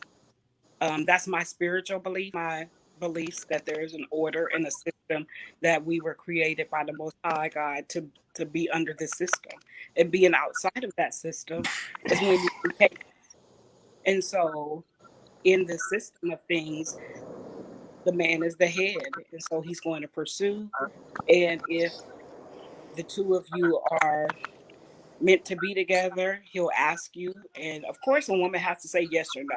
So it's not like we have no type of choice here, but there's an order of things. And that's just what I believe. I've seen it work in an order, and I've seen it work. Seen it didn't work outside of the order. So that's just my belief. But I Well, do believe that that a man has to pursue you, and he pursues you when he sees value in you. Not saying that you're not valuable because a man doesn't pursue you. It just means that you're not for that person. And I had to accept that because in my relationship or my dating life, I didn't get picked all the time. And I started to be like, well, is something wrong with me? I know I'm a good woman. And, I had to be like, you know what, you are. It's just that you and that person are not meant to be. He doesn't see the value in how you're going to bring it to his life, but it doesn't mean that you don't have value, and vice versa. There were guys that I had to say no to because I didn't see how they would work in my life. Not to say that they don't have value, because we all have value. It's just correct. that how you're going to, is this going to be a good fit for my life? And sometimes it takes time to find that person where it's going to be, yes, it's going to be a good fit. Because I was single and celibate for 12 and a half years. And that's a very, very long time. God But bless you. thank you. It was tough. The Lord God was bless dealing your with heart. it All with me. right. That's 12 God years. 12 bless you, and a half live. years. And That's so that's birth to adolescence. Like, damn. I I know. mean, but the comment on Like, what I you had a baby and I didn't get none until she hit her period. Like, dang. Gee. well, the I mean, comment no, on no, that. no. I mean, power to you. More power to you, sweetie. But damn, 12 years. I went 7. 7 was longer than the time I went. It But was you were 12. She But said, time wise, when you're trying to take care of your business, I was raising children, I was doing things, and before you know it, it was 12 years. I was like, whoa, what happened? yeah. Because time Well, waits. that's why when I was on mine, Tim knew about mine. Right. Once you get on it, you don't even really think about it. Like, you be like, oh, well, it's like being a virgin again. Like, well, damn, I didn't. But a comment on that is situation that I feel like is like how many men really know what being a man is? Because when you put into perspective, there's a lot of men still don't understand who they are as a person. They don't have the IQ level to be who they are as a man because they still have their IQ level. Like you meet people, they 32 years old and they still have the mindset of a 15-year-old or a 17-year-old. You see what I'm saying? And that go for men and women. But I'm commenting on the perspective of what she's saying about she waiting on a man or a certain type of man or this type of man. But then you have to weed through the process of what's going on in the world right now where people accepting what they're supposed to be and what they try to put out as a man or the perception of a man. But when you break it down to you still a young man growing to be a man, you know, Mm-hmm. some people don't understand that it's beyond the responsibilities. It's beyond the whole idea of being the concept of a man, because you like men can take things to a perspective and put themselves into this macho mode or this type of ego situation to where they wean themselves away from with their responsibilities as a man. So when you're trying to date with men, and that go for women too. I'm just talking on your situation. I'm gonna go on the other end on women, but I'm talking about men in perspective. A lot of men don't know how to be men. You know what I mean? Because they ain't been taught to be men. They have been taught to be survivors in the situation that's been dealt to them in a situation in life. Reactors, basically, Right, not correct. initiators. Nah, and Let's they're not officiated and they're not efficient. You see what I'm saying? So when you bring that process out and they say, well, I'm a man. Are you truly a man? Are you just the person that's pretending or bringing out the premonition of a man based upon your masculinity? You know what I mean? So you bring these different types of approaches out and you sell this out and you put it out. But just because the box is cereal don't mean it's cereal that is nutritional or have any type of nutrition for a situation. You just a concept. You're Right. a concept of a thought of a fantasy. And that's the process with a lot of people when it comes to actually being in a relationship. They got the relationship caught up on a fantasy rather than what's real in this world. Absolutely. Well, see, a lot of that comes from the concept of there was this documentary that was put together a long, long time ago by a guy named Timothy Alexander, and I referenced this documentary, even though I don't recommend people watch it. The documentary is called "The Diary of a Tired Black Man," and the reason I say I don't Oh, I recommend see that. it, it's The dark kind of skin dude. yeah, The dark skin. yeah, it's like it's the reason I don't recommend it is because the whole premise of the documentary is to justify why black men date out is because of how black women behave. But but but in the documentary, he does go and he talks to some clinical psychologists. And these Uh-huh. clinical psychologists say the issue that we have in our community is that we don't know how to be in relationships because so many of us never seen it before. You know, No, like we're exceptions that we grew up with our mothers and fathers being married. But for the right. most part, the majority of people in our community didn't see that.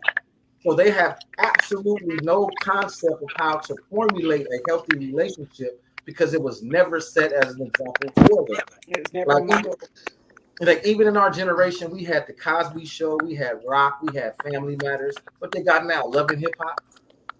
You know what Yeah, I mean? yeah, yeah, yeah. But when you even put it to the concept of those things to give a prediction of a fantasy. All those things are fantasies. You got to understand that the concept of relationships in the black community or the culture was it is still based up like y'all in Cali. You know, I know where y'all at because y'all my blood, y'all my cousins. Yeah. So so so when you come to the cultural aspect of black culture, black love, like let's talk about when you talk about relationship, we got to understand black love. And black love has also been in the submission of I hate to say this shit, but on Jim Crow, and I'm gonna break this down on why it's breakdown on Jim Crow, because you have the concept of people being caught up in coonery, and our relationships have been dysfunctional based upon people being caught up with the bully coon. You see what I'm saying? So understanding submission and understanding righteousness and understanding proper placement has been taken away because we don't have the concept of billing because we've been bullying each other all these years because we haven't had those foundations set in stone. Now, my mom, your mom, you know how this go. They sat down and dealt with the things that was given to them because based upon the things that was being submissive to in order to bring up the children to get education to go on in life. But then when we grew up in life and we came in a situation, it was all about us. And everything was taught about us to love ourselves and not love each other and love each other culturally. So that's why you have this concept where you sit up here and you try to say, well, hey, let me get in a relationship. When you deal with people, they got all these types of fucking red flags. Excuse my French, red flags, and these different types of like. I'm gonna use an example. I had a person tell me this when dating. If you give me something, don't expect nothing from me. That's bully coon syndrome. Because you trying to bully me now. You trying to make me feel like I'm supposed to give you shit and don't expect nothing from you. So where the expectations go in the relationship when the consciousness of the basic human consciousness is, in order to translate, is give and take. You see what I'm saying?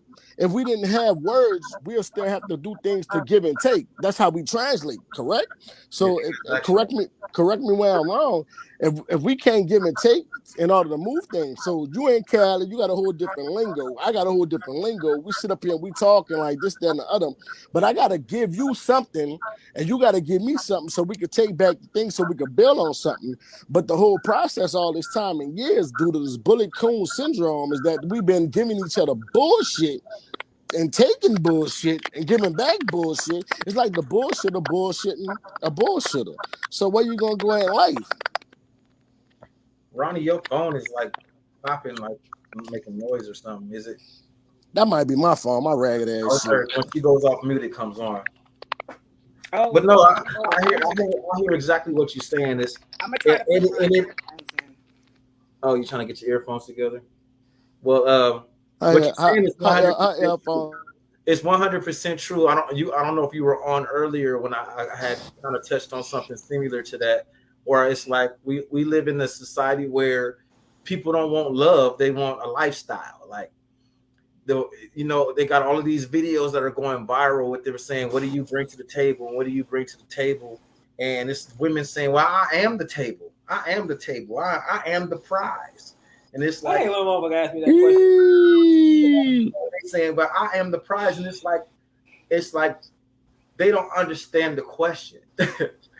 It's like, what do you bring to the table doesn't mean something monetary. It's like, well, it goes like you said. It's both ways. What benefits do you bring to contribute to my life so we can figure out if we connect? Because Correct. if we don't connect in that sense, like if your personality and my personality clash, it don't matter if I'm a millionaire and you just want to marry a millionaire. I'm gonna treat you bad because that's just my character, millionaire or not. You Right. see what I'm saying? So those fundamentals are missing in building relationships these days. Right. I heard Cameron say when you meet a chick, you just haul off and slap the fuck out of them. You know why? You know why? So Hit she him on the never head with say a club. you know why? So she never say, "Oh Cam, you never treat me the same." But that's the problem. That's the problem of it. My fault. That's the problem. That there's women that really would accept this because a lot of people don't build into themselves.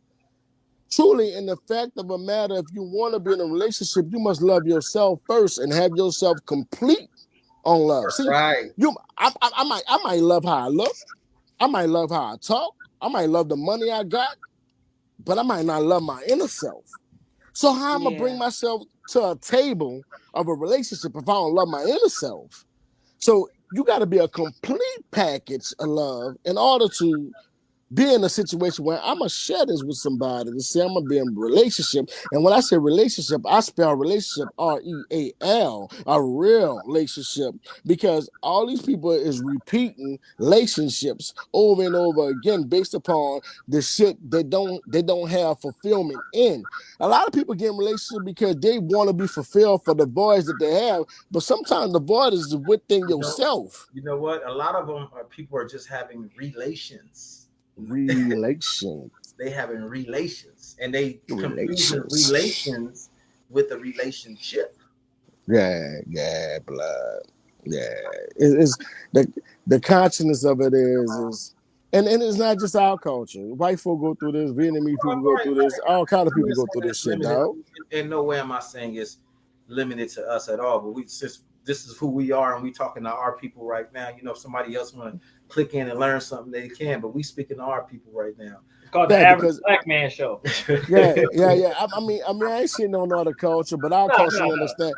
Our culture understand what love is because we'll go quick to go buy some white man shoes. You see what I'm saying? Some Fendi shit. You see what I'm saying? Love Well, yourself, yeah, baby. other cultures gonna have a different Yeah, perspective on love anyway, because they get taught differently. They get caught according literally to their culture. They Correct. live in America. They Correct. live here. Correct. Correct. Guess what? Like Correct. my dad told me, they'll go to school with you. They do everything you do, right? They come over, they mingle, But they know you not. They not. But you. when they go home, they don't ain't you, and then they get educated at home too. So they Yep. schooling at the And in bell at school, 2:30. They gotta go home and learn their culture now too. You know yeah, what I'm and saying? they know, and one of the coaches is learn not to fuck with them niggas over there. Excuse Yeah, my they French. did. They say that. Yeah, they will never display it They'll purposely or never display. like like because guess what? They still gotta come shop with us, right? Like we gotta show Yeah, them yeah. because they're gonna come and spend their money with us, right? So we gotta still treat them with a look, but at the same time, it's like, man, fuck these things, right? But Yeah. but like I I said, wanted that's to ask a question. If I can, you guys hear me? yeah. Yeah, I I get you, want to love. ask a question. So I watched this. It was a brief excerpt of a show, and there was an elderly gentleman who grew up in like the '60s and stuff, and he was against.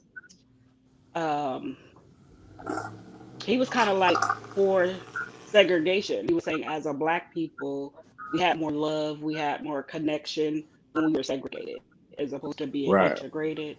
And he was talking about like, he wasn't for all of that happened with the buses. And he was like, we were in as black people, we're in the process of getting like our own fleet of buses and things like that. So when I think about just the love of family and how we were more united, I tend to partially agree with him. There was just more of a love and a togetherness as a people. Unfortunately, when we were being treated and oppressed in that way, but we came together and we unified. How do you guys feel about I that, think that's especially when it comes to the because relationship between the woman and the man and how we're relating to each other now? I think that's more because during that time we understood that we were all we had. We couldn't Correct. we couldn't rely on anybody, any external thing from any other source. It was we were our own community. We policed ourselves. We educated ourselves. We ran our own schools. We were a self sufficient unit within ourselves. And when that was taken away, and uh, see, I'm trying not to go into socio-political concepts because Jim Crow itself is socio-political, though. At the Hey, same time, make it clean because I'm gonna give you the raw nitty on it. Yeah, I want you to say it however you want to say it. He well, he gonna he gonna he I gonna pre- he gonna make it clean because they got you like can two different say it. sides of that story. well, it's Yeah.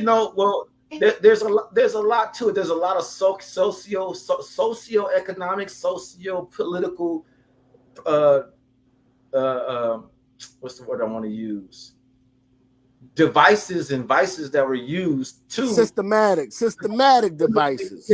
destroy the family. You're right, and generation upon generation upon generation of that separation, and living in a society to where I think, to be honest, I think our culture is the only culture where women say, "I don't need a man."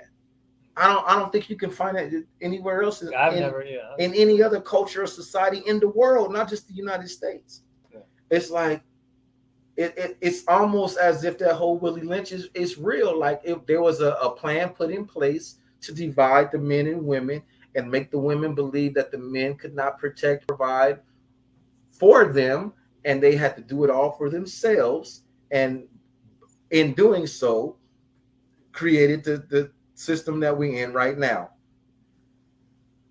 So to Now, back you up on where you gonna go, big brother? I don't want to cut you off, Dick. well, I was looking and said, looked like Ronnie's camera or Wi-Fi or something went out.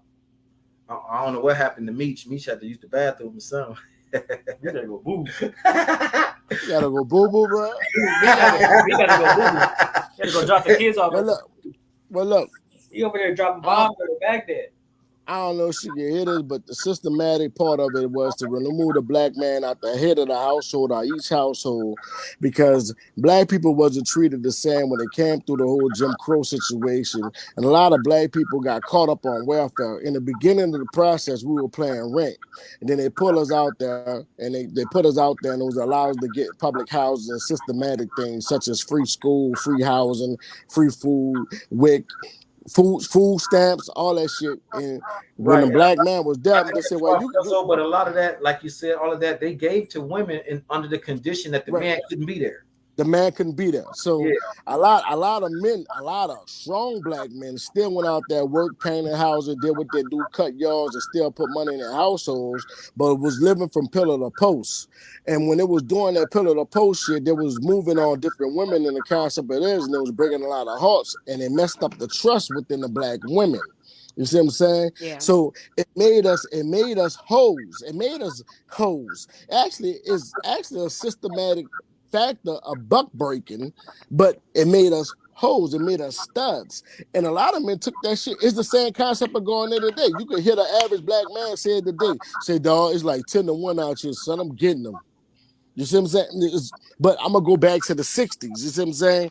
I'm gonna go back to the 60s. So you put your kids in these motherfucking lead infested housing. You see what I'm saying? Your kids eating them paint. They're getting all these different type of mentalities. They mind fucked up. You see what I'm saying? You got them especially. They ain't even got the right education. Thurgood Marshall been beating on this shit since Brown versus Educate. Dog, I could go on for days on this shit. But at the same time, I'm bringing back down to the black man. So the black man had an opportunity to build his household, but some black men did it because they had the right complexion. You see what I'm saying? To walk in the Right. house. To The walk in the pass. house. The To pass. walk it out. Yeah, they could pass. I could pass these civil papers. I could teach niggas how to vote. Come on, dog. I don't want to cut this off like this, but then we get caught up for the simple rights of being like this, right? Right there. Symbolism. We like symbolism, right? Yeah. Right? But how many really stand on the foundation of what Black Power was and building our communities? But when we was together and we wasn't segregated, we ain't had no choice but to deal with our own bullshit. And that's why we were stronger, because we dealt with our own dysfunction. That's when Now we when we had came, Rosewood, we had Black Wall Street, and all them other cities like that, where we stood on our own they foundations. We were doctors, lawyers, Oscarville, all of all that. that, Hospitals, right? Oscarville, all that shit. My Harry School, all that. It's still to this day. That's why you got HBCUs to this day. But the thing about it is, in order to get this funding, you got to kiss ass to give ass. You feeling me? You Right. get that federal funding, you got to kiss ass to give ass.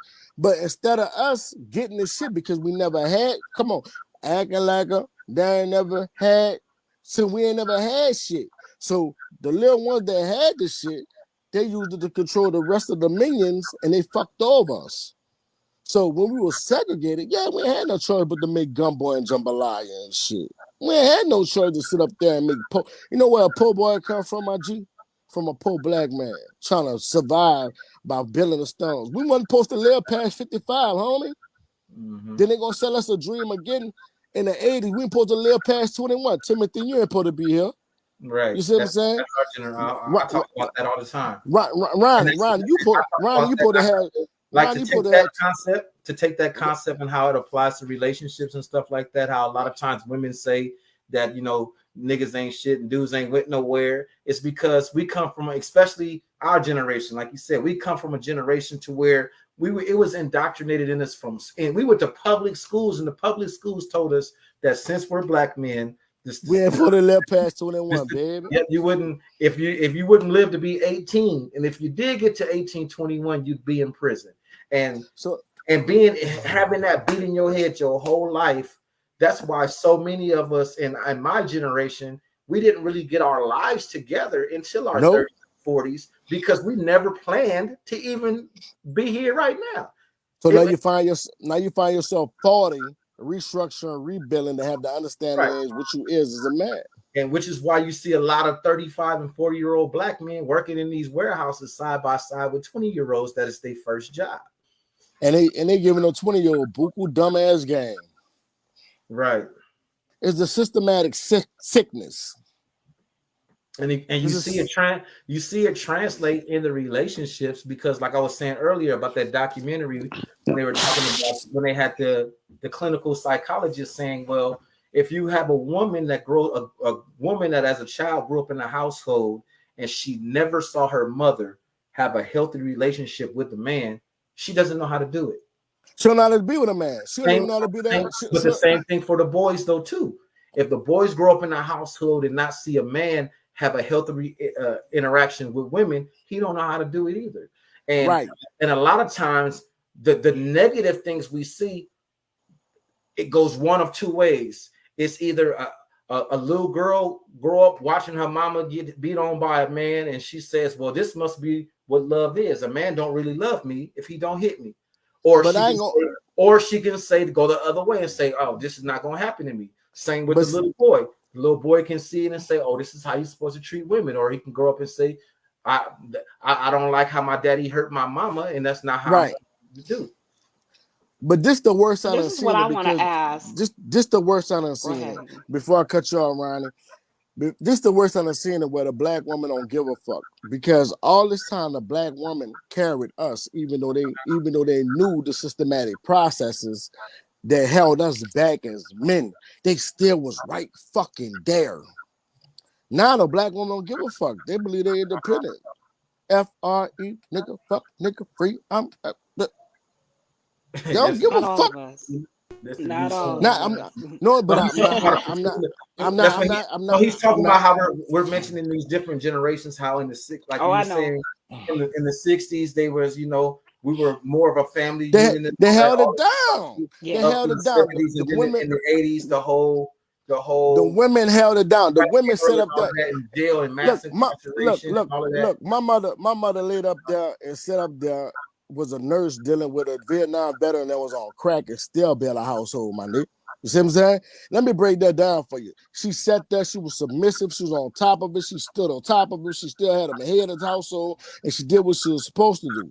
Now, at the end of the day, when I look at it, the situation is I be looking for the strength and structure for a woman that got a day, and that strength that's in women that was in a woman back then ain't in the day because they ain't dealing with that bullshit. This is what I wanted to ask because I watched this other lady and she was saying, because I understand what you saying, cousin, about the responsibility of man. But she was like, we don't have big mamas no more. You know how big Nope. mamas will make you go in there and peel potatoes with her. She be sitting up there spitting game to you. I don't, we don't have that. And now that grandmothers are younger and younger in age, this is the type of information that's being passed down to the next generation. But they don't have great grandmama to sit down and talk with them about how to be a woman and how to be feminine and how to, you know what I'm saying, support your man and things like that. We don't have those big mamas to teach us. So we learn from our peers, we learn from the internet, we learn from not we, but the generation after us are learning from these things. And because they don't Social have media. big mama and great granny and even in the community that you go outside, you get in trouble, you can get whipped by anybody house. We don't have that anymore. So how do you feel about that when it comes to women not having wisdom available to them the way that our parents had? Hey. What? That's a product of babies having babies. Correct. That's But literally all what that is. And the systems that were put in place allowed certain women to feel like they were grown even though they weren't. Like for instance, Section 8 and welfare. Growing up, I've seen women tell dudes, "You ain't even nothing. I got my own place, and this I take care of my kids and all of that." She on Section 8, her rent $55, but I got my own place, and you ain't nothing.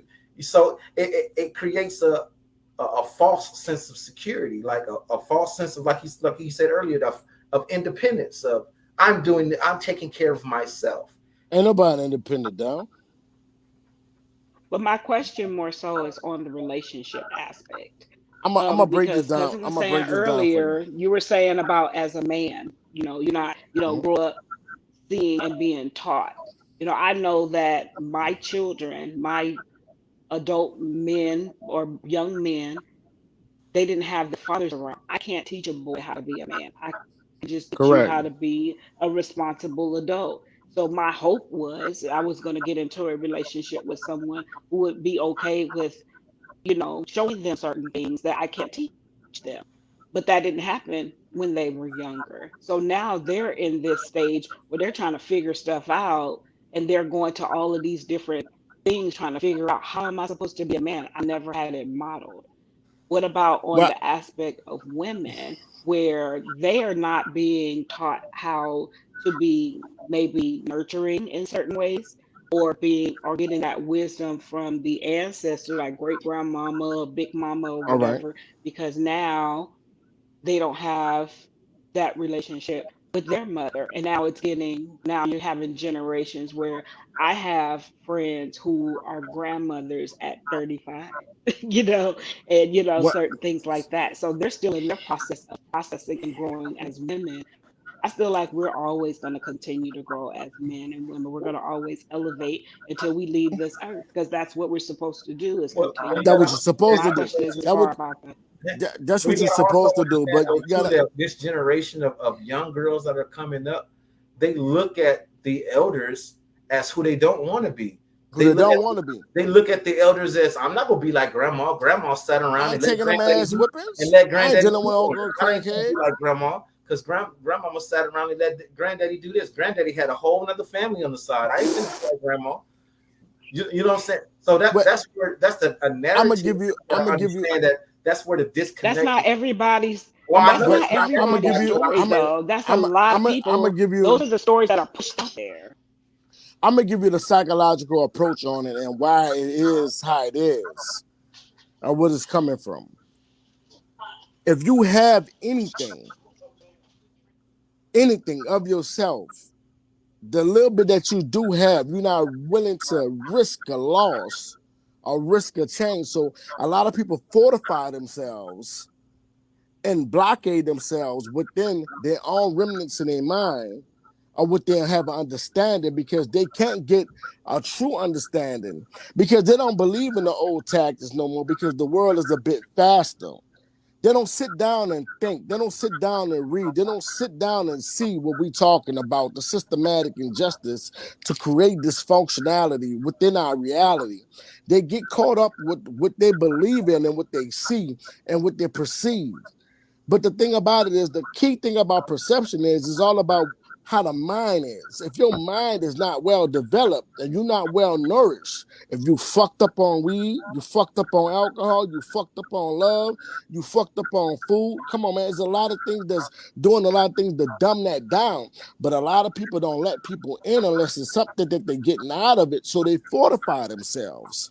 So women, now not to shit on women, a lot of women fortify themselves for the things that they believe in rather than not the things that are true. And see, if you take the balance of the equation of love, love is the bottom, the denominator of loyalty and trust. So what you loyal to and what you trusting? If you only loyal and trusting yourself, you only love the bullshit that you have within yourself. If you can't ever elevate yourself, a lot of people not elevated, Ronnie. A lot of people are sitting up here and just dealing with the basic things in life: eat, sleep, and shit. Fuck. That's it. and see that, and they see it as an accomplishment. That's an accomplishment. Jay, I see you in the comments. If you want to get on, you don't have to turn your camera on. You can just click the link that's in the comments, and just you can come in and just only be like just your voice. You don't have to turn your camera on if you don't want. No, I'm talking about Jay in the comments. It's actually Ronnie's friend. I agree with what you So said, Timothy. I agree with what you said earlier um, about how this generation doesn't want to hear from big mama or grandma, or even they me, don't. because I'm gonna be somebody big mama and grandma at some point. But it's because of the narrative that's being pushed that, oh, this was happening. And I won't say it wasn't. There were some families out there where there was a man that had a whole family, but then there was some men out there that was taking care of their family, and they had 50 years of marriage, and they did push through some hard times because, like cousin said, Mary Jane, what I'm saying, this stuff that we see in the movie, it's hard work. It's the hardest job outside of being a parent that you will ever have if you decide to get into that relationship. It takes work, it takes sacrifice, it takes understanding, comprehension. It takes so much. So you do have to be whole and mature to be able to put yourself and to accept and be in a part of a relationship. You have to be whole. But I agree with you where Timothy, there's a basis of some women that are young women who don't want to listen to the elders because they figure, oh, well, you were growing up in an era where you had to sit down and take that. That's not necessarily true. We don't know. We don't know. You said that Lack of Jay is on knowledge, here? cuz. And it's true, and it's anecdotal, and then it's not at the same time, because just looking at our situation, Ronnie, we grew up with both of our parents, and Mama went through some stuff with Daddy, and Oh, yeah. right, but the way we turned out is because we chose to handle it the way that we did. Now, not That's everybody, right. but not everybody is us. Some people may see it and be Well, like, that, well, some people may see it and be like, Grandma was weak. And you got to also understand that we grew up in the era different than what they're growing up in now, because it's Right. 2022. They got 25, 26, and 27-year-olds that grew up in the 90s. Sean, 30, 31. He was born in 1990. oh, Lord. You Yes, see what I'm indeed. saying? You But be getting That's messy. how but old you are, right? but but the 90s was wicked, boy. Hey, Nah. my teacher my come on. Hold it down for me, Isaiah. Where's your shirt at? The 90s taught number vanity, you hear me? Yeah, man. The not I'm 36. I was born in '86, so yeah. the 90s taught vanity, you hear me? Hey, '90s was a good time. I'll tell you, for me, maybe it's a biased thing because that's the time I grew up in. But '90s was it though. You know what I'm saying? Like, The, the 90s was cool, you know what I yeah. mean? I went through that, but the 90s taught vanity big time. That's Oh why a yeah. lot of people can't I want get to to where ask they you gotta this, get at. cousin. What you say, love? Oh, you guys Cousin, all can I related. ask you Okay. something, sweetheart? I'm listening. Yeah. Oh, I didn't know that. He said Okay. he was the Um. cousin. I didn't know you were. Okay. Yeah, we all kin. That's Oh my no, cousin. Timothy's my brother. We all Yeah, kin. Timothy's my brother. Yeah, I come know on. the But other. Okay, uh, see, I know the other sister. What's her I'm in name? I'm in I'm in New Orleans. That's my cousin out there in Cali, but they're originally from New Orleans. The mama moved out there in the 70s. The I 60s, got, I'm sorry. yeah, I got let my family. mom. Mhm. I got family down there in New Orleans. A lot of What family. part? What part? Okay, let me add Jay. I see Jay. Like, but I honestly, I couldn't tell you the exact parts in New Orleans, but my grandma's from Alexander. So Okay, I know exactly what that is. yeah, Hold on. my grandpa, he's from Vicksburg. He's from Mississippi, but I got Yeah, I cousins. know what Vicksburg at. Do you know any? Do you know any Chamberlains? They got a lot of Chamberlains down there. Well, that's my last name. So Okay, yeah. Last name Lin Chamberlain. Lain. Yeah, yeah.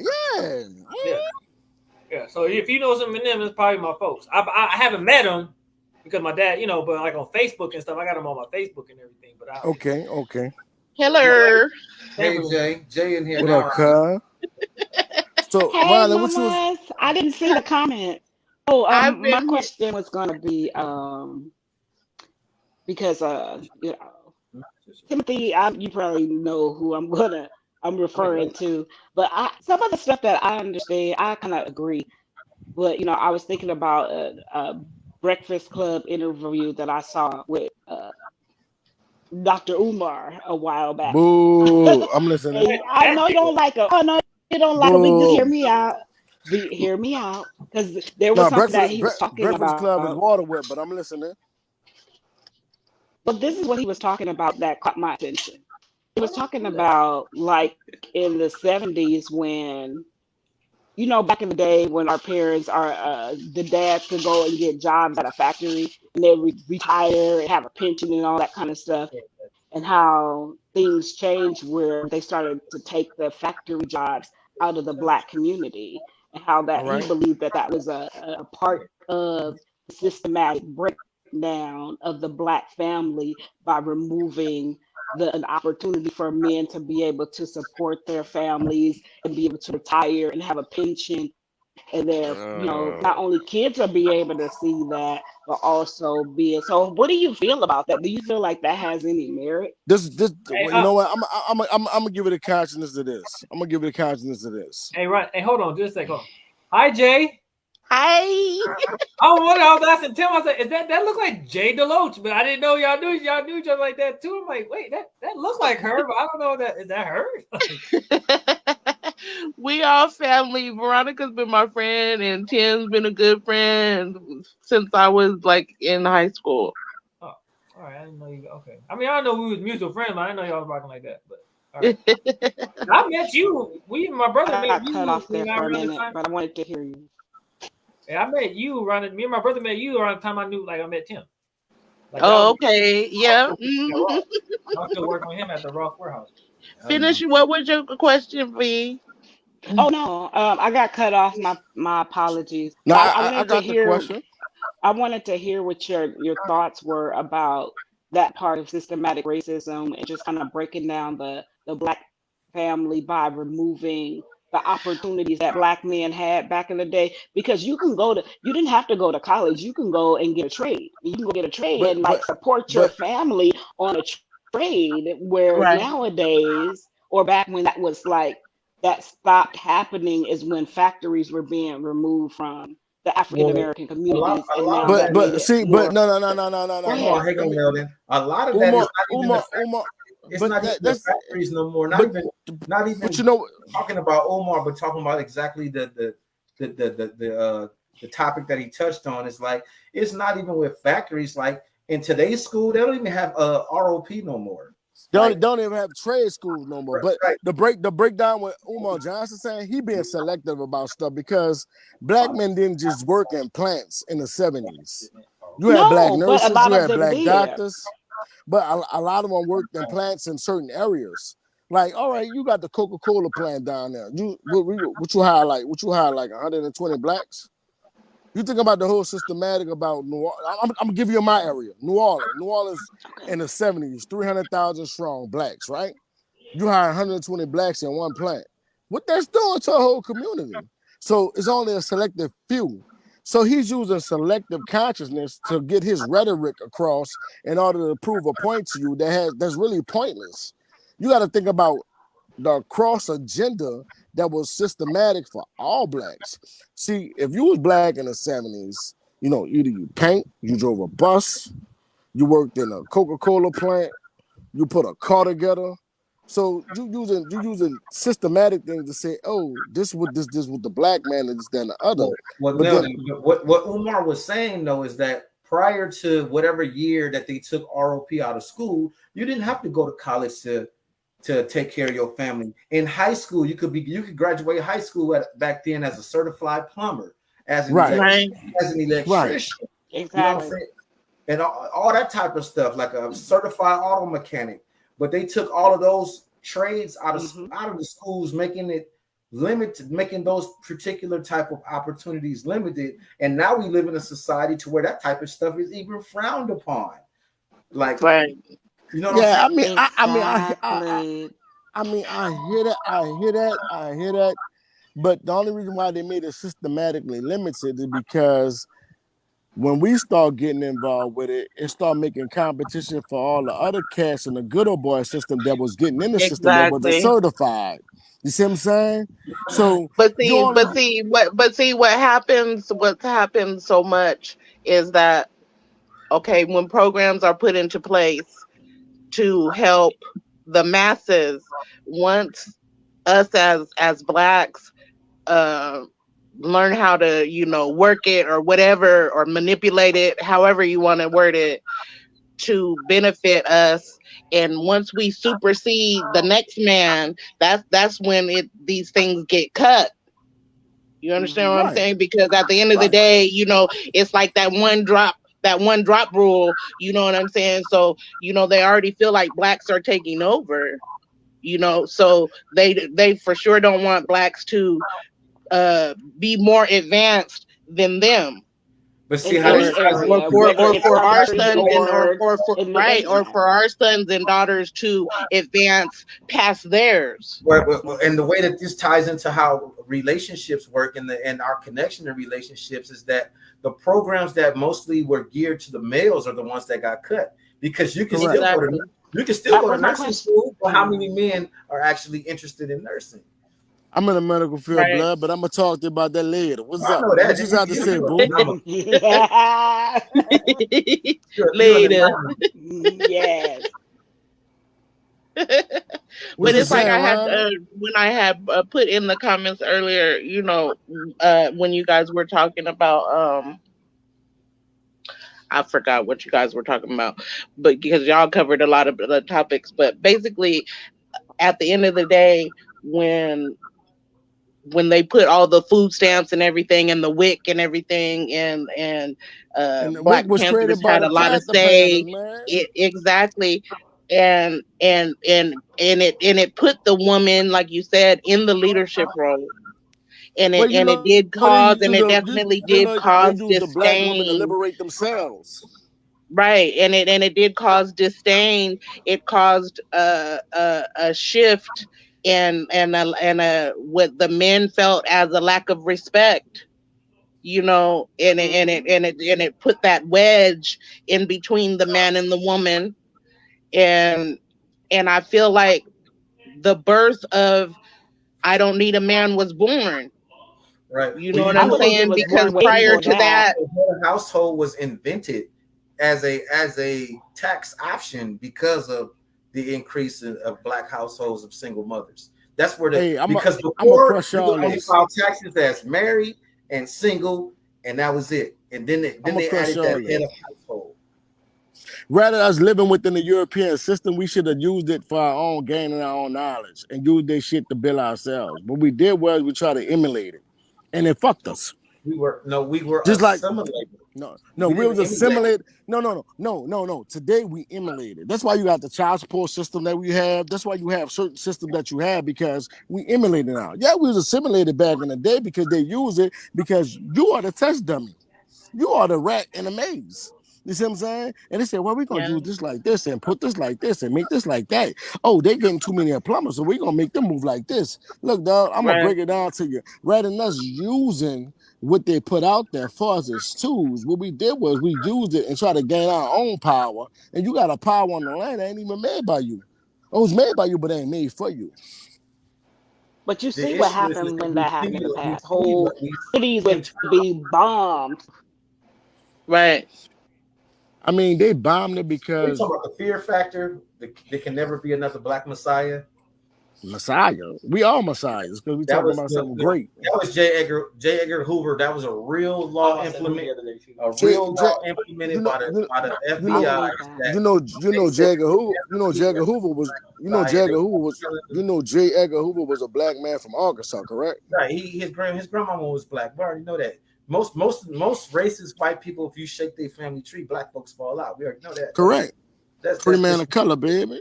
but the whole thing about it was is that he was cut cast. He was like an octoroon or whatever, and he was able to pass. But the fact Mas- is that I didn't know he was gay. yeah, he was gay as a motherfucker, he was boy. gay. I didn't know that until I watched the movie. Bugging thug plug, yeah. There was a lot of that they told Clint Eastwood he couldn't put in the But movie. they were saying that's why he wanted to have so much dirt on That, everybody else. He wanted hey, that, everybody else's business hey, because he you know like, what? You know why yeah. that boy smashed Martin Luther King, huh? He smashed Martin Luther King. But anyway, we ain't got to talk about all that. But Wait, what? Wait, what did he say? He said he smashed Martin Luther King. Ah, get out! no, no, Oh, no, no, yeah. no, no, no, no. Smashed him like killing him. But No, anyway, oh boy, I'm yeah, about to say, yeah. No. oh man, don't tell me his son had that stuff, man. Don't tell me that. Nah, Mark killed him, was up killed in him. the But Oval Office getting oval. Don't tell me that, no, man. no, I ain't getting over. Oh. But look, if we would, if if we would have just opened our minds up to what was being used to assimilate us for a systematic process and use the tools to make a gain for ourselves, we'll be a society ahead of it. But we always got to flaunt, we always got to boast, we always got to see. We got That's You know, it.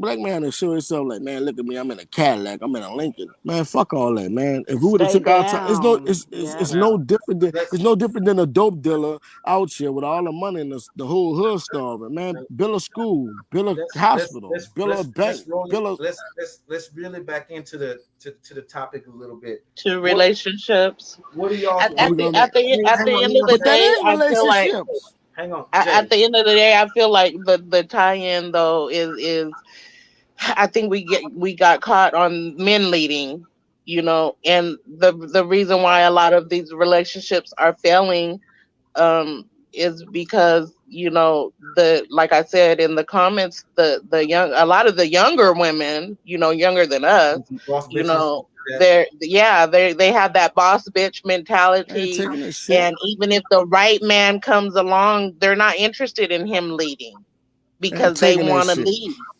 what do you think? Man, I heard a chick. They're wearing the pants and they're comfortable wearing the pants. Yes, I mom. heard a chick I say she don't wouldn't like date a dude wearing if the he got a pants. 9 to 5. But here's the thing about that. We do have the ability to do all of these things, but it wasn't designed for us. Right, Women were created to be healthy for men. So it's like God wanted us to have this relationship where there was a balance. I can do all of these things, but there's going to be an imbalance within me. There may be an imbalance with me. Observe like I'm more masculine energy all of the time because there's no right. balance and there's no opportunity for me to be feminine. So for the What's up? And relationship aspect, it's for me to be I that think that balance. as moms that often, because of, whether we chose the wrong baby daddy, however you want to put it. We did. I right, Man, right. don't do that shit like that, I cuz. feel Listen, like hey, I I feel didn't have like to do. as He we're didn't couldn't raising do anything that I would have said. I said no. He wouldn't been able to do it. but as we're raising our kids and trying to do right by our kids, it's not always necessarily that, we want to be the man or be the boss. But if the man leaves the house, then we become into a position to where we don't have a choice. You know what But I'm you gotta saying? fortify yourself to protect yourself, love. I can't hear you, honey. I can't hear him anymore. You got low. You sound like you said you Cousin, gotta your fortify microphone yourself. is You gotta messed up. fortify yourself. You gotta fortify yourself to protect yourself, love. Yourself, you got caught in the system where something didn't work. You know what I mean? On the basis of what you thought was gonna work because this motherfucker a fuck up. I mean, at the same time, in another second, you supposed to fortify yourself and raise your kids because that's what a woman do. That's what women supposed to do. You know what I mean? Like women still have the accolades of being a woman. Like I ain't never like to me, even the most stoutest woman, and no offense to women when it comes to what they do with their body, even the stoutest woman lay up there and does what she has to do to fortify herself as a fucking parent. Some of them are irresponsible to where they think they're doing something, they ain't doing shit. But at the same time, you gotta fortify yourself. You know what I mean? Because you dealing in the land of the lost. A lot of dudes don't know what the fuck they doing. You know what I mean? They just know how to fuck. So They know how what to do just y'all get a think? real money. What do y'all think is the major hurdle that in society today? I can what because we really can't. I don't know. Are you cold? It's cold sitting right there. We can switch spots because you're right up under the air. Get that man a headache, huh? Oh damn! Give him a blanket. Show some Boy, you hospitality. put a blanket up, nigga, I'm shit. anemic. I'm a little anemic, you know. What I was saying was Oh is my that bad. what in the society that we got now, what shift in mentality do do we really need to hone in on as far as bringing back the entire nuclear family? Because something we talked about earlier, I think you were saying is like uh, marriage isn't even seen. That type of commitment isn't even valid. Having a baby with somebody. It's less of a commitment. It seems like these days than actually getting married. Like I don't want to get married. I know we got kids together, but getting married, that's too much. I don't want to. I I think mean, for I'm us, the type of shift, I think for me, like I've realized for that us to come back together and what I've realized, and this goes Oh, I What did. is marriage? I don't mean What is Spit it marriage? out. Spit I it don't mean out. What is I don't mean to marriage? be the old drum, Tim, but back to my sister, right? like I don't mean, but again, we can't. Veronica and I have had a lot of talks in the past, and uh, I have expressed a desire to, because the system itself caters to the single moms, and I would prefer to cater to young black men, because I just feel like at the end of the day, they're the ones that are lost. They're the ones that don't know how to lead. They're the ones that aren't taking care of their kids. You know what I'm saying? So I feel like if more direction is given to them, then I feel like the generation after could be better. But we got it. But how do we even get to that point, though? You see what I'm saying? How do we even get to Hey, that point? they We gotta know got who Malcolm people X is interested in first. that. You know what I'm saying? Right. Like It's they gotta gain an interest in it first. is it almost to a point to where it's that point of no return, to where the same negative stereotype has been perpetuated generation upon generation We don't so trust each far, other. to where there is no mutual, because the way me and John Neal talk about it sometime too, it just seems like women hate men and men hate women. Yeah, Nah, but man, it's a no, love hate Wait, thing. say that again. Say that again. You said what? It seems like the way things have gone is like there is no mutual respect for, like, black men have no respect for black women, and black women don't respect black men. It's almost like a love hate type of scenario. Like, You're not far from the truth. Veronica and I have experienced a lot of hate towards us from black men. You know, but it, it, it depends. That's individuality, because we could have experienced all that we have experienced and been like, fuck niggas. You know what Yeah, I'm it saying? was a choice. I I didn't don't want to feel be a right, bitter but I black don't woman. I didn't feel want like that. you're right. I don't feel like that's a choice I want to make. On the Yeah. flip side of what you're saying, though, I know that you're a dad that takes care of his kids. I know that my sons, I have three sons, my kids take care of their kids. So we're already, at least in the nucleus of our world, working on the issue at hand. You understand what I'm saying? So, but just because they take care of their kids, are they in a healthy relationship? See, right. that we're That's what I talking was about talking about. relationship. That's what I was talking about You earlier. Like, because That's the different. having a healthy it's bigger relationship than being is a direct influence on the born kids. exactly. understand how You're to breaking up, Cuzzo. You're breaking up, examine man. yourself as and exemplify yourself. A lot of people don't know what that is. A lot of people got the understanding and based upon being rhetorics in the world.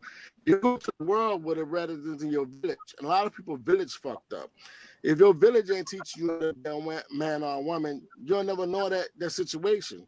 You know what I mean? Like for me, in my instance, I had to go to different type of men. I had to go to gangster. I had to go to the worker man. I had to go to dope dealer. I had to go to a person that was a fuck up. You understand the different consciousness of Mhm. being who I'm supposed to be as a man. But then we gotta put the title of being black because we gotta go on these stereotypes with all these different people. The stereotypes is only from the people that keep us out of a situation because it's competition because they don't want to see you thrive. Man, fuck you. I Mhm. don't even care how you feel how I want to thrive. As long as I see where I need to move at as a man, at the end of the day, you're gonna respect me as a man. But a lot of people don't really sit down. He got disconnected. Oh yeah, something He- happened. his signal was getting bad. He was going in. He was he Cousin was was going spitting it. in. He was He was like starting to ready. spit it. I was like, he's about to get ready to get in. Well, here's my answer, Timothy, to your question. I think that it starts. We can only do, and this is kind of piggybacking off of what Jay said. You can only influence the people that are around you. I'll give you an example and disclaimer: this is in no way saying anything negative. I'm just using it as an example. Okay. Um,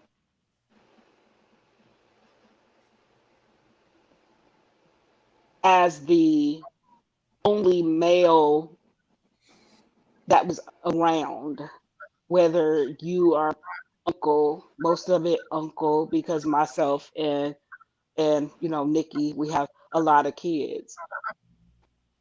Sitting down and having a conversation with your nephews because you know that they don't have any males in their lives, their fathers are not around. Having those conversations, taking them somewhere and just like talking with them and kind of politicking with them off and on is a part of building.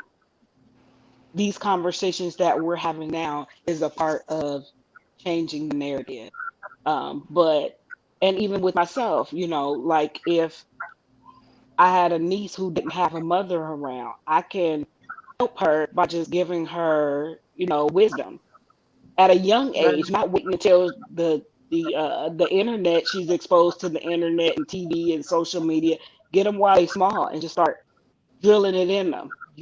And so when they grow up, they have this mentality as opposed to the other because this is what they've been raised to be. Yeah. So I think it's just Right. only you have to start off with your immediate community, your immediate surroundings before we start looking at how can we all shift as a people. Like do what you can do within your household, do And what you it's Right. can do within your family. I was just like telling them like what you just said. Get them young, because that's Right. they say it's easier to get them young, and it's easier to basically train a child to fix a broken adult. when they're You know, Right. right? Right. The Bible says train up a child in the way he should go. Where it should go. Right. Right. Proverbs Basically, 22:6, Kyle. That's right. Proverbs Go ahead and say 22:6. that. Like my father, he had the right idea. But I knew how to read, write, spell, math, add, subtract, multiply, divide before kindergarten. Okay, Shit, I knew my my ass ain't learned that shit Amen. till like I second knew my grade. language, history, culture, God. I knew all that. I was I don't even think I should even started in kindergarten. I probably could have started in third grade. That's how far along he spent time with us. Time. I was dumb Right. as a fuck in high school. Like he had a real what? He said I I was was dumb as dumb fuck. in high school. But here's the thing though. But I was too though. Believe it or not, because like Dumb as my dad ended, fuck. he ended up getting removed from the picture because my mom was like, they had their differences, whatever, right? But he came back when I was Right. in high school. So from 6 to 16, he was like gone. You see what I'm saying? So for 10 years. But when he was Wow, there, that's a big gap. it very right. And a child left unto himself shall bring his mother to shame, right? So Right. why does it just bring the mother to shame? Why not the father? Because the father is not around. So he's bringing Right. his mother to shame because the father's not around to correct his behavior. It Right. didn't say when he's left to himself. He's left to himself without a father. So he don't have that guidance. So he out here running the streets, doing whatever it is he's doing, bringing his mother to shame because he didn't have that male guidance. So my father, I was telling my roommate, recently, like he was saying, his son was saying he wants to hurt himself, like kill himself, like he gets frustrated. Right. I don't want to live anymore, And I told him, I said, look, bro, like kids just require time. Your child can be whatever it is you want them to be.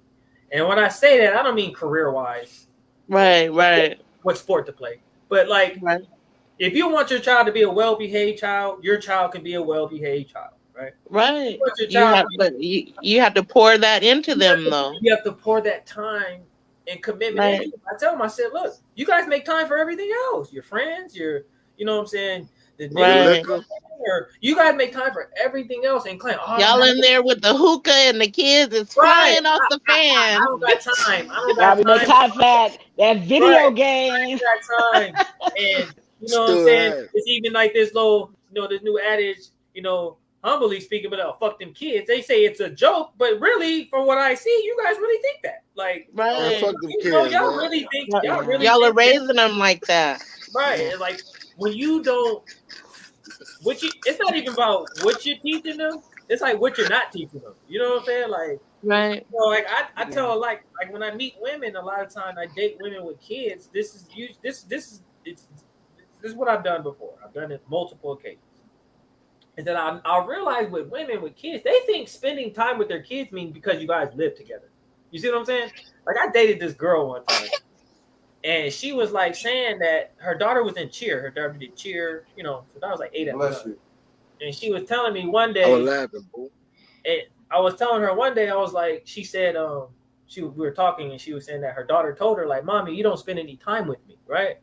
And she was like confused, like, what do you mean? Like, we always spend time together, you know, this and that. And I said, and I didn't say anything at first. I was like, okay, I'm gonna see if she can put this together herself, right? Let me see if she puts it together herself. And then before I say something, okay, I said, what your daughter is telling you is that you don't spend quality time with her. Is what she's saying. Right. You guys live together, and you take her to cheer practice and come on. It's the same routine every day. But she means like, Mommy, you don't spend that quality time with me. She's subconsciously crying out to her mother now because she's Right. I know exactly. You're not talking to me. You're not connecting with me. You're not teaching me anything. You're not. So you know what? This is what I did. Yeah. Right. She told me, she was like, after she told me this, you know, right later on in the conversation, she said that her daughter took a liking to chess. And she joined the chess club at school. She's in like the 2nd grade. Light went off in my head. I was like, So what I did was that I took it upon myself. I went online, I went on Amazon, and I got her daughter a chess board, and I got her a book on chess for kids, so kids can learn chess at their age. Right.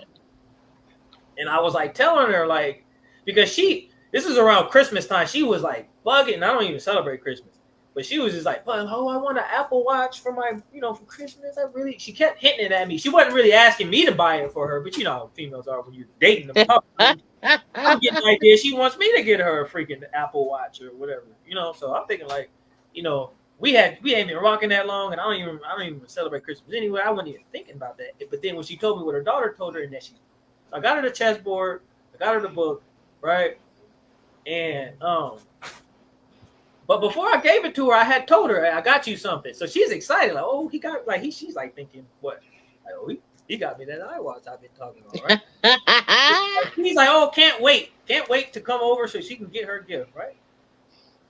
So she gets there. She gets to my mom's house. I was at my mom's at this time. I was visiting my mom that weekend because she stayed in LA at the time. I was dating her. Anyways. So when she got there, we're sitting there, and I gave it to her, and she's like, obviously, it's a long oval cardboard box. So it's like obviously an iWatch, right? Like, so now she's kind of like, So she opens it, and she sees that it's a chessboard, right? And she kind of looks like, what is this? Like confused. And then she opened another one. It was the book, and she's still looking at me like. So I'm like, well, you told me that your daughter said you guys don't spend time together. You told me that. She took a liking to chess. So I figured this would be a perfect time for you and her to bond, and you guys can spend some quality time, and you can learn how to... don't want to play no chess, boy. You said what? You said what? And they didn't want to play no chess, boy. No, I know that. So we know that, and I understand that. But for me, at this time, was trying to see where her mind is at. Right. We're dating at this point. You see what right. I'm Man, this lets you know if y'all supposed to be dating or not, basically. My whole thing was you bought it, you gotta play chess. No, but here's the thing though, is that her daughter isn't, I can't put, I live out here in Paris. They live in Hawthorne, Gardena, LA area. I can't, what I'm saying? That's your daughter, because even if we stop talking, guess what? Even if we That's her daughter. That's her daughter. You still gotta. So that's why I'm saying. I mean, I get what you're saying, but and I would have loved to if she would have said, "Can you do it?" Yeah, sure. But this is more for her because she was saying, like, teach your daughter something. You know what I'm saying? Because you can learn chess. You can benefit from learning how to play chess. You see what I'm saying? So it's like it wasn't just you teach her. You're gonna benefit from you teaching her something. That's what she was basically saying. Like, Mom, like, teach me something. Like, yeah, we do it. We're going through the motions of mother daughter and you doing things, right. But it's not just emotions of things. There's no like she take her to cheer, but she's not even engaging. So she don't know what she do at cheer. She don't know none of her routine. She don't. You know what I'm saying? She need to know what time to be dropped off. She's not responsible. She's not responsible on that level. But at the same time, another second, blood, you bought her the chessboard. That girl was like, fuck that. You gonna teach her how to play chess. Hey, and that's, look. You gonna spend time with her. That's what you saying. You gonna do it. You the man. And I had no problem doing it. I had no problem doing it. But man, I'm just fucking with you. I have a question. I'm just saying, I got a question for you. For me? Yes. Okay. How did that go over for you with you How did it work? being the Yeah. one who initiated say, "Hey, I have a solution." As the man who you're the man dating her. You're trying to provide a solution There wasn't. to her There wasn't. relationship with her daughter. How did she respond to that with you? That's what I want to ask you. Well, this was back in like 18, so I got to think 4 years ago. You still with her? I still No, want no. to know how she responded. Um, like I said, I've done this before. She responded like another female did after when I did the exact same thing with her and her daughter because they react like, oh, okay, yeah, like they're fake. They're fake like they're excited about it, but Fake. if you know what I mean, like, oh yeah, but really in the back of her head, it's like, man, I ain't, Like this thing about to be collecting dust. the second Yeah. one, the second time I did it, the girl literally, because I remember, I never was forget. like, oh, Right. So The you, second- you should have dropped off some real dick and kept your money in your pocket, homie. but again, I mean, I did that too, but I figured, while I'm You here, being like, but I figure, like, while I'm here, you being a good guy. You being a good guy, but look, there was nowhere in my mind expecting her to jump on board with this. You see what I'm saying? So if she didn't, it wasn't gonna bother me none. It's the thought that counts. I did my job. thought that kind. I did my job. Okay, whether you take this on and you, Well, the reason why I asked that, I have a the reason question why I too. asked that, Yeah. real quick, because the reason why I asked that is because coming back to the relationship between the man and the woman. As a man, you saw an opportunity to provide a solution. There are a lot of times that Ooh. men try to have an opportunity to provide a solution, and the woman's reaction is, "You don't tell me how to take care of my kids, or you don't know what I'm trying to see if that's what you got. If that But was that how about this? How what about you this? How about this? How about this? receive." How about this? But the true nature of it, a man is supposed to provide, and a woman is supposed to multiply. Absolutely, So exactly. So he's if a all, man give a woman something, she's supposed to make it into more. She didn't do right, that.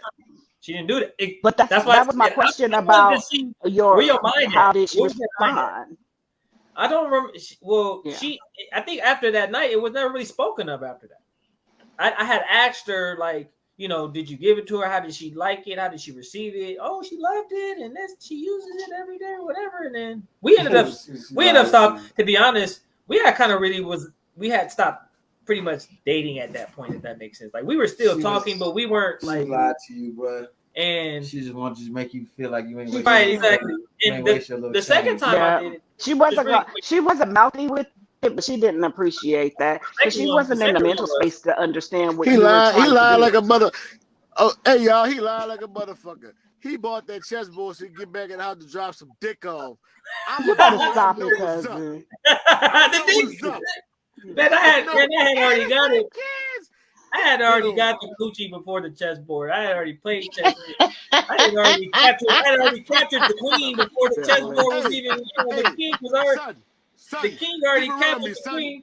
Son, keep it real with me, son. You did it for the drop the dick out one more time. Oh man, come on, man. Oh my gosh! Oh my gosh! Stop! Hey, what it oh my god! Okay, but look. So this is my question, though. Okay, but this is my question. Nah, son. Nah, hey, I'm just. I'm feeding 5 loaves. I'm just picking. I want to see some teeth. That's all. No, I know. Okay, but this is my question because you. Hey, Tim, you know how we rock, baby. I buy a short pole bar to hit that ass. What's up?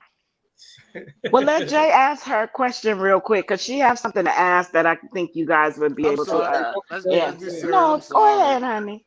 I'm sorry. Go ahead, ma'am. Okay. I'm sorry. Okay, Isaiah, because you said that you had 2 incidences where you tried to, do something similar.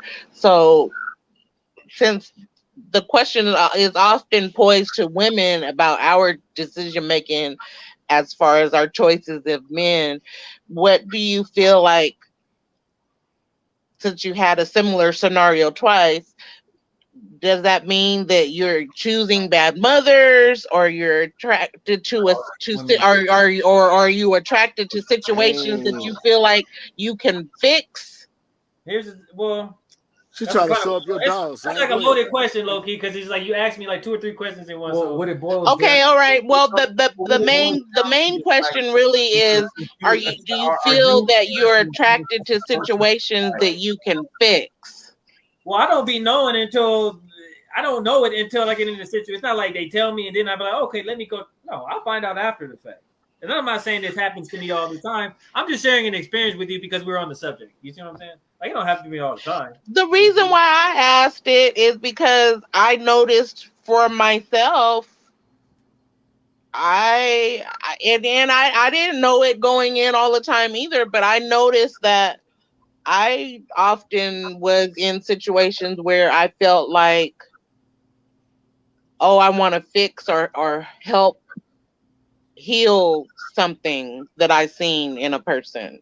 I have that. I have a natural disposition to do that with anybody though, not just a woman. So it's Hey, just kind of like, bro, and you know what, dog? You ain't did nothing wrong by buying that baby a chessboard because like chess is real like fundamental. You know what I mean? Like I right, play exactly. chess, and it's just the fact that you bought the chessboard, and I could have told you that her mom was gonna do shit about that. You know what I mean? But at the same time, at the second, you know, you trying to be there and trying to plant a seed in good soil. Cause you never know, that baby might pick up that chessboard and that book later on. So like, oh, look, I'm gonna do this shit later on in life. She Be a might be world chess king of the chess. master. Yeah. Yeah, she might be Right. world chess master later on in life. And I respect that as a big dog, you know what I mean? I respect that as well, but I think that my question is because going back to relationships, because I kind of want us to see where, and I can see where Jay's going with her question, is that when you're choosing women, when you find yourself attracted to a woman, not I'm not just the choosing them. physical, once you start I don't be. learning about her, Yeah. um, Well, here's the can you thing sit though. back Like, now and say in hindsight that okay, maybe I am attracted to a lot of women who are quote unquote broken, so I can come in and try to fix the situation? yeah, Or do you yeah. I try used to to. do you are you No. attracted to someone now? Can you say, okay, I was like that, but now I'm going to learn how to be attracted to someone who is more whole? Because we're not always 100%. We'll Blood, never don't be let them do you like 100%. that, We're bruh. more Say, brother. whole. Say, brother, trying to make you look like the dude that get the ducks out the oil and put the fucking no, soap I on them understand. and try to make a No, fly again. No, dog, don't go out like No, that, blood. no, no, basically, no, no. Son. to bring it back to something serious, because Nelson being funny, is basically what they were saying is how a lot of times women are I know what she's yeah, asking me. I women know are what she's like. What you're ridiculed. attracting to Yeah, yourself is like. women are You're ridiculed attracted for to what they broken women attract. trying to Well, fix them? women are always told, well, you got to pick different type. You keep picking the same type of dude. You keep picking the same Yeah, type of dude. the So men are responsible they're to asking, be she's picking the asking same you type of based on woman. your experience. Have you taken a tried to equate it in that sense? Like, maybe it's what Well, is it? yeah. I What mean, in the words of Cat Williams? What is it about you that attract no, that I kind of know, but pussy? here's the thing, though. I here's the thing, though. But I can't answer that Y'all question crazy, boy. because Y'all I feel crazy like I'm being motherfuckers, asked that boy. question like every time. Nah, Is he a that's good the only? dude. He a good I dude. Dog. He did got that for the But kid. no, but you know what? no You one's shouldn't no feel like one's that, or you definitely shouldn't feel like it was a loaded question or like it wasn't an no, I not attack. a didn't little But mean it question. like Hey, that It's at just no, all. wait, I wait, wait. just Time out, okay, time out, yeah, time out, time out, time out. No, because no, at the Prince. end of the day, the reason why, because I know you. You know, I personally know you. I know that you're a good person, a good guy. You know what I'm saying? Timothy as well. And I used to tell Veronica all the time when we were young. I was like, I just love your brother because he was always nice to me when guys were always so mean to me. You know what I'm That's saying? because I want you to And so, That's graduate. and that he just was, and experience. he was just always a stand up guy. He never like treated me in a bad way. I You know wanted what I'm saying? I wanted you and Gigi back then to graduate me. That's all that was. you know, but That I boy guess ignorant, yeah. I want to know because like That boy at ignorant. the end of the day, when you're a good person, man or woman, um, And if he up there, and if Jay and up you there have sitting that next to Tim, he ability a to good breathe dude too. life into other people. Right, Oftentimes, right. it's not even who we choose; it's the broken people choosing us because they're trying to get to that light in us because they're so hurt. You know what I'm saying? But what happens because we're healers or whatever, givers of light, however you want to say it, is that we become so drained because the majority of people around us are all doing the same thing Yeah. and Like I pouring said, and, we're all taking healing from away something. from us. We're all Look, healing from blood. something, though. We're healing from I'm every day. gonna be, Yeah. I'm saying we're I'm all gonna be healing from something. honest. So you're gonna meet somebody. I'll give you a second. Hold on. But there's other people who aren't as resilient as maybe you are, But or I yeah, am, or I she won't know is. that initially. I won't know that initially. Hey, You know good what I'm guy saying? to good guy, good guy to good guy. Cause I do the same type of shit. I'm gonna tell you right now. To be honest with you, ain't nothing wrong with you what you did, but to be honest with you, you Nothing get them is red wrong with flags. Fuck it. them hoes, man. No, Straight up. no, Well, real Fuck here's them the talk. thing. hoes. If I can say this, because Straight up. They I got a didn't lot of mean to lost make you people out here. They feel. be trying to fuck with you on the real, and they Yeah, don't got Hold no on. motherfucking support for themselves. They ain't even got no spine. and You they see what don't I'm be But saying? understanding cousin, like cousin, if can you you got a allow me to kid. say this? I'm sorry, cousin. I'm sorry. That's okay. It's okay. I just wanted to address the young man because I didn't mean to make you feel that way in my line of questioning. I just Y'all just honestly, Nah, dissected you're that good. no, man. we Yeah. didn't. Y'all This is, dissected that man. it wasn't even like, I understand how what Timothy was saying, but that wasn't what That's what my women do. They actual. dissect your motherfucking No, no, ass and no, no, pull out no. your heart and say, Cousin, "This is your heart. This cousin, this big." cousin. We got to listen to each other. We got to listen to each other. Riley, I'm So fucking with you. I love you. I know my question to the young man was because a lot of times we're brought into people's lives maybe for a season to heal, but not necessarily to Correct. be in a relationship with. So my question for him was so he can kind of see like I may have been there to help these women, but not necessarily to build a lifelong relationship with them. Correct. And we can Correct. only Correct. learn from hindsight. Now that you're in it and you remember these things, you can be like, okay, well, because maybe back then, so what do I have to do to make sure that when I'm meeting people and I'm going to if God brings you to someone to minister to them, to heal them, if they're Oh, I got attractive, a that doesn't story. I necessarily got a fucking mean that that's story. supposed to be your wife. That might just be Correct. for that moment to help Correct. them. Right, and Correct. that's what I was So saying. Correct. I just want, Correct. It Correct. could yeah, be, it yeah, could be like a. You're right, because I always thought about it like when I meet these broken women, I don't have to date them to help them heal the healing process. We can keep Correct. it platonic, and we can still that's help them right. heal. You see what Right. I'm saying? And I realized that it like okay, so today I was in contact with my ex from like 3 years ago. You know what I'm saying? And we have talked, but like same thing, like situation with her. It was like, well, you know, two people, we don't, we had just she was going through a divorce. I was having father issues. Me and my dad's relationship was on the rocks. We were two broken people when we met. We were trauma bonding. Yeah, we were being intimate and this and that, but we still had a lot of things within ourselves. We were still broken and we weren't addressing, and we were running from it to each other. You see what I'm saying? We were running Correct. from it Right. to Yes. each Chases other. the race. Chases the race, So, blood. right. So we were Yes. basically running Preach, from our life. honey. So we were bonding we were trauma bonding. You see what I'm saying? And Yes. I realized, and she's a Pisces just like me. And I always say, like with Pisces women, like we can be cool, but I can't be in a relationship not because I feel like they're bad people, but it's Wait, because wait, wait, wait. Before you say she just a Pisces, what you is then? I'm a Pisces too. That's what I just said. I All right, am all too. right, all right. So All right. we understand each other. You see what I'm saying? So it would from that understanding alone of each other could have helped us to heal, you know what I'm saying, without Right. having to be intimate with each other because as Right. similar as we weren't compatible.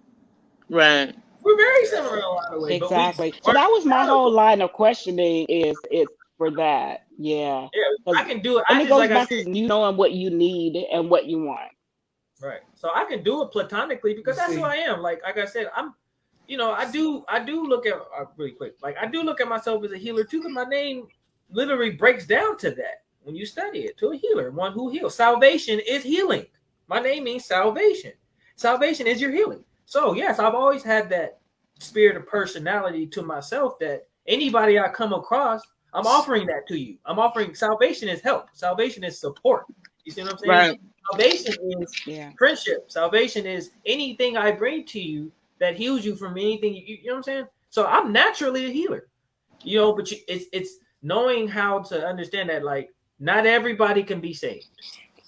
But not how you how you every. heal how you try to heal a person that act like they sick but they ain't sick? They just want you to grab you to make you sick. What's How that do you called? how do you know, or You how do talking All you? right, about like Munchausen syndrome type of stuff? all right. So like you got to be careful with that when you say like I'm a healer. That's cool. But they got a lot of people that play sick in order to get you close to them to get you Yeah. sick. Well, that just goes as you as a you got it, but that just has that depends on the healer. You know, your discernment and your intuition. You know what I'm saying? Knowing how to Yeah, you spot have to that. be discerned. Yeah. Like Uh, I tell people, Because like we want to come in and help people, but understand that let them help themselves first. Let them show you that they're gonna make the effort, and they're gonna because Preach. if you're coming in and you're doing all the work for them, what they gonna do? They just gonna sit you're back and enjoy. enabling Like, what them. you They gonna like, do? thank you, thank you. shit, He gonna You never shit, get. didn't, yeah. You He didn't doing gonna the gave work. him crack the some whip on fish your and didn't stupid show him how to ass. fish. He doing the work for him and That's me. where I think that a lot of people get the best way that you can help someone is to empower them, is Empower to them. teach Correct, them how correct, to Yeah. correct, see, That's a wise man correct, because once I'm said. not correct. going to be in your life, even with your children, but my kids, I empowered them because I'm like, whether I leave on my own or if it's my turn to go, you're not going to have me around. So my job as your parent is to empower you, give you the tools and the knowledge, and then you go out there and you figure it Right. out yourself. If God brings you to someone, your job is to produce, to give them tools, Give and it don't right. become an enabler, be an Right. empowerment. A So wise man we have once to said, be "I won't." very careful because, go ahead, I honey. heard the dude said that he said, "I won't give a poor man a fish, but I'll give him a fishing pole and teach him how to fish. A fish, because Yeah, if you teach him how to fish, he can feed himself for He can life. that's right. feed himself for life.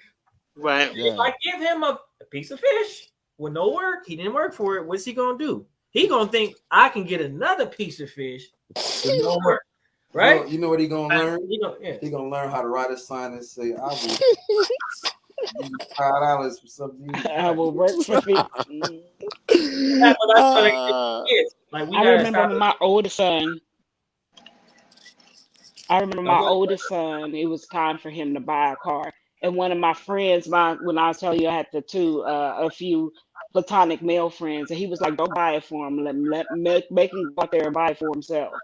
And I didn't do it. He bought his own car, little $1,000 car for offer up, but he had a pride within himself, not pride in a bad way. Like, okay, I can do this on my own. So I yeah, had to step back as the parent and allow him to be a man and allow him to be an adult. Like, okay, I can do this for you. I could buy you a car, but you're not going to appreciate it the same way that you will if you go out there and work and overtime and do whatever you need to do to yeah. ensure you Right. can buy your own car. So it's just those Right. little But things that's that we like have to that's be men. We mindful want to feel of like as yeah, mothers. yeah. Because as men, we want to, you 'Cause know, truly, man, we like, man, we got this, right? We always want to, but man, we got this. We don't want nobody. We got this, like, and that's good. That's a very, mhm. very, that's a very, great mindset to have. Is that so? That's kudos to him because he's like basically saying like, no, I got this. Like how old is he? About 26 Oh, now. now he's 26, but Oh, this was like when he was younger. Yeah, because he yeah. wanted me to buy him a car, and I was like, my friend was like, "Don't do it, V. Don't do it." And I was like, "All right." I was like, "Nah, you go out Yeah, there because and you figure it out." It's and that's what funny I y'all see. talking about all this plutonic stuff with me. It's a whole negative connotation for that, for my experience. running man, I want to hear what you got to say, cuz. No, You it's been just quiet in that car. because reason I'm saying this is because we about to be hitting the 3 hour mark. We didn't went all over the place, but It's all Hey, good. We all talk. we what I got was we saying got is like y'all talking about all this plutonic friends and all of this type of stuff. In my personal experience, and I'm speaking completely anecdotal. It's been a negative for me, and it's like I don't know if growing up having two older sisters and my mom forcing y'all to play with me because I had to play the Hart family with y'all, and I know how to turn the jump double dutch, kind of shit. man around there. But the thing about it is that I naturally knew how to get along with girls. And growing up, I had my friends would make fun of me like Tim is a bitch's friend. Like Tim, the type of dude that can call a girl a bitch, she don't even get mad. Be like Tim. Nah, Tim Tell them with them be like, bitch, you crazy. And they And they don't even say nothing. Like, they just walk me. I be doing that shit all the time. I be doing that. Like, bitch. But what I'm saying is that I've had numerous so-called platonic relationships that now I see now that as an adult, it's like what they're talking about. It's like I was a tool for them to get to a different place.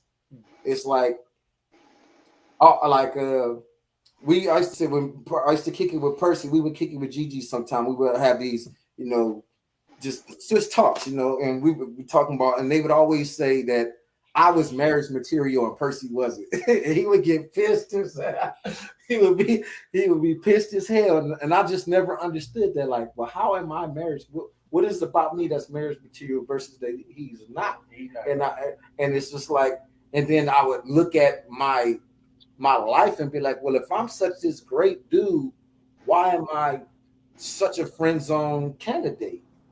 Like if I'm so amazing and I'm so great and I have this quality and X quality and all of these qualities were attracted that I'm a musician, blah blah blah blah blah, but nobody wants to be like, because then they know that like they can still get that because they be like, I'm gonna be honest. Our culture don't even honor marriage. Be honest with you. Because like they'll look at that like, we don't honor that shit. If we break up, he won't do that for me no more. So if I keep him as a friend, I'll always get it. But then he get that to me, we break up, we get a relationship, I won't get that no more. You know what I'm saying? Like she's like, I don't, so I keep him as a friend, he'll whoop, because we've all seen it. I've seen dudes, be hanging on every pubic hair, of a woman, and nothing to do with it. Nothing to do with it. Friends on his ass. They want to be swinging from the pubes, right? But like, what I'm saying? She likes what she can. She because I remember one of my old roommates. She was a female, and we used to work together. And the guy that used to work with us used to be always be in love with this girl, but she was not coming to it. Man.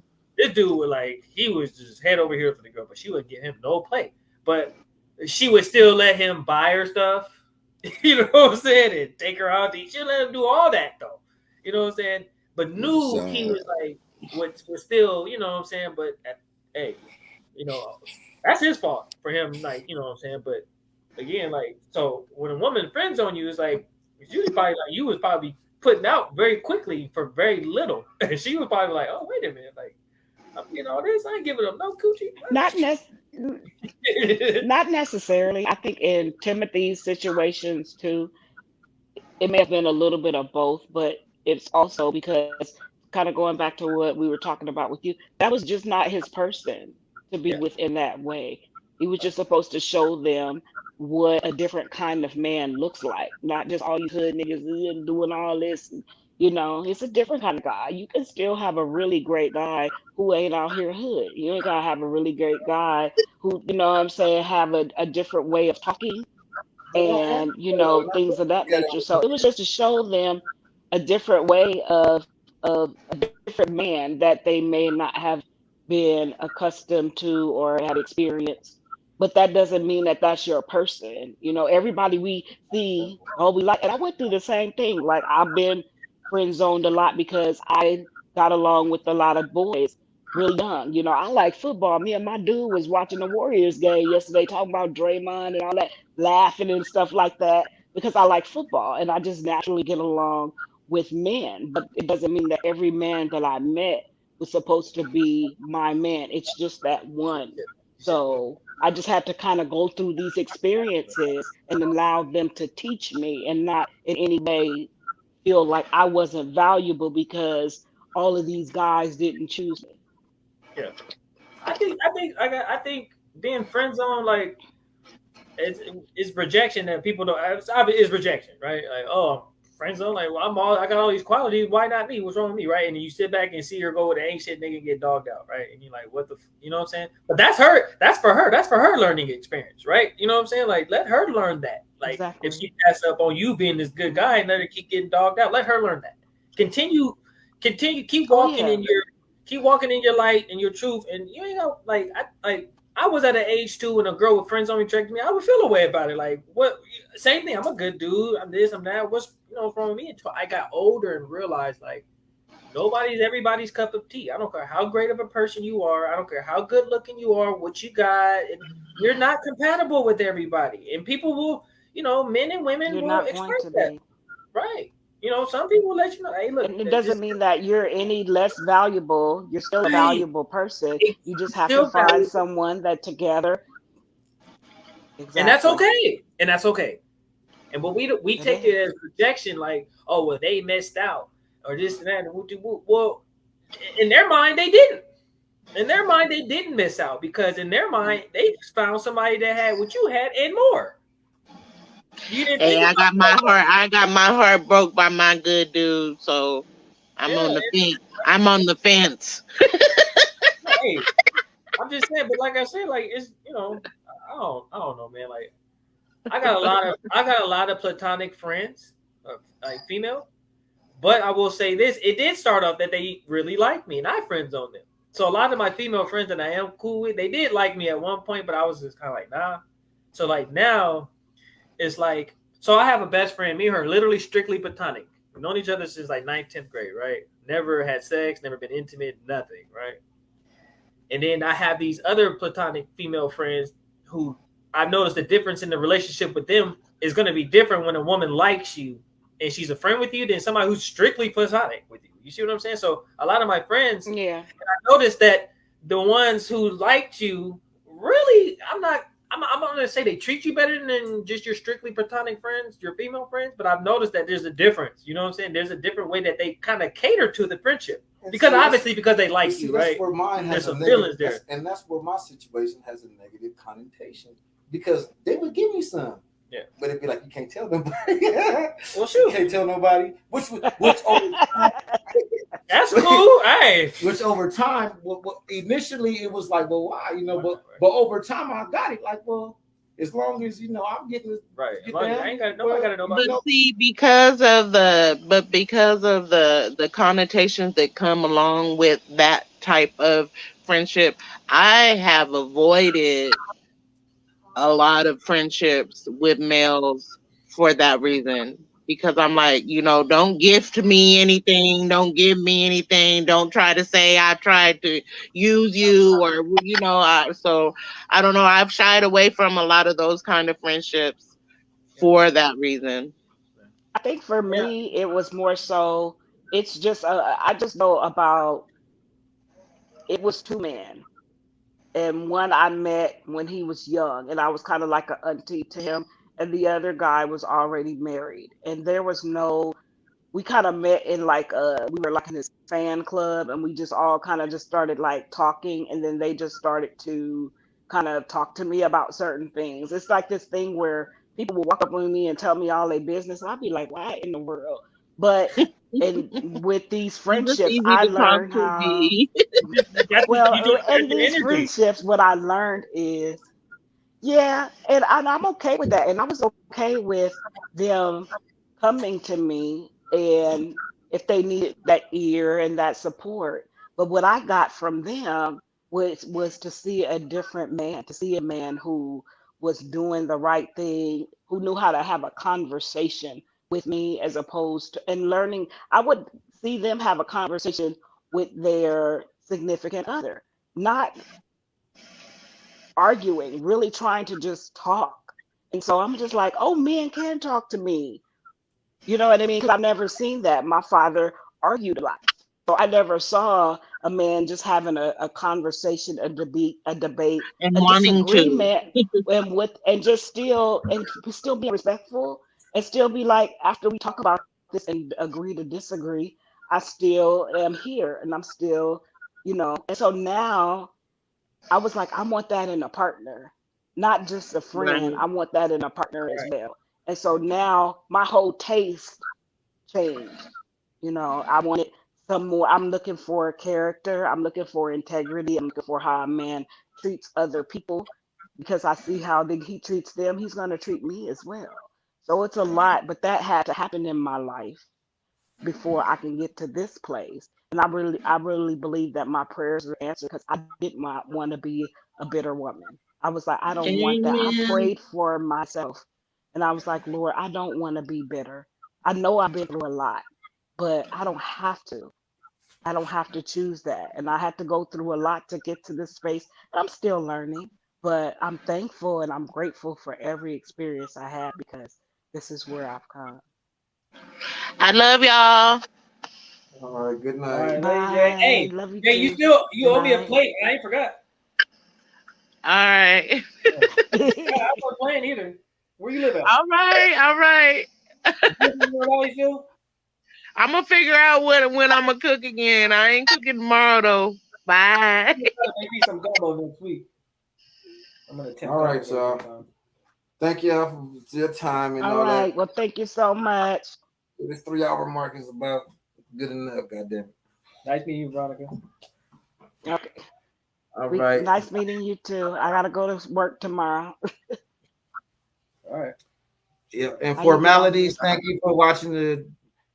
What the hell is it called? The Average Black Man Show. Yeah, I'm tired. It's been 3 hours and all that. And, to the next time.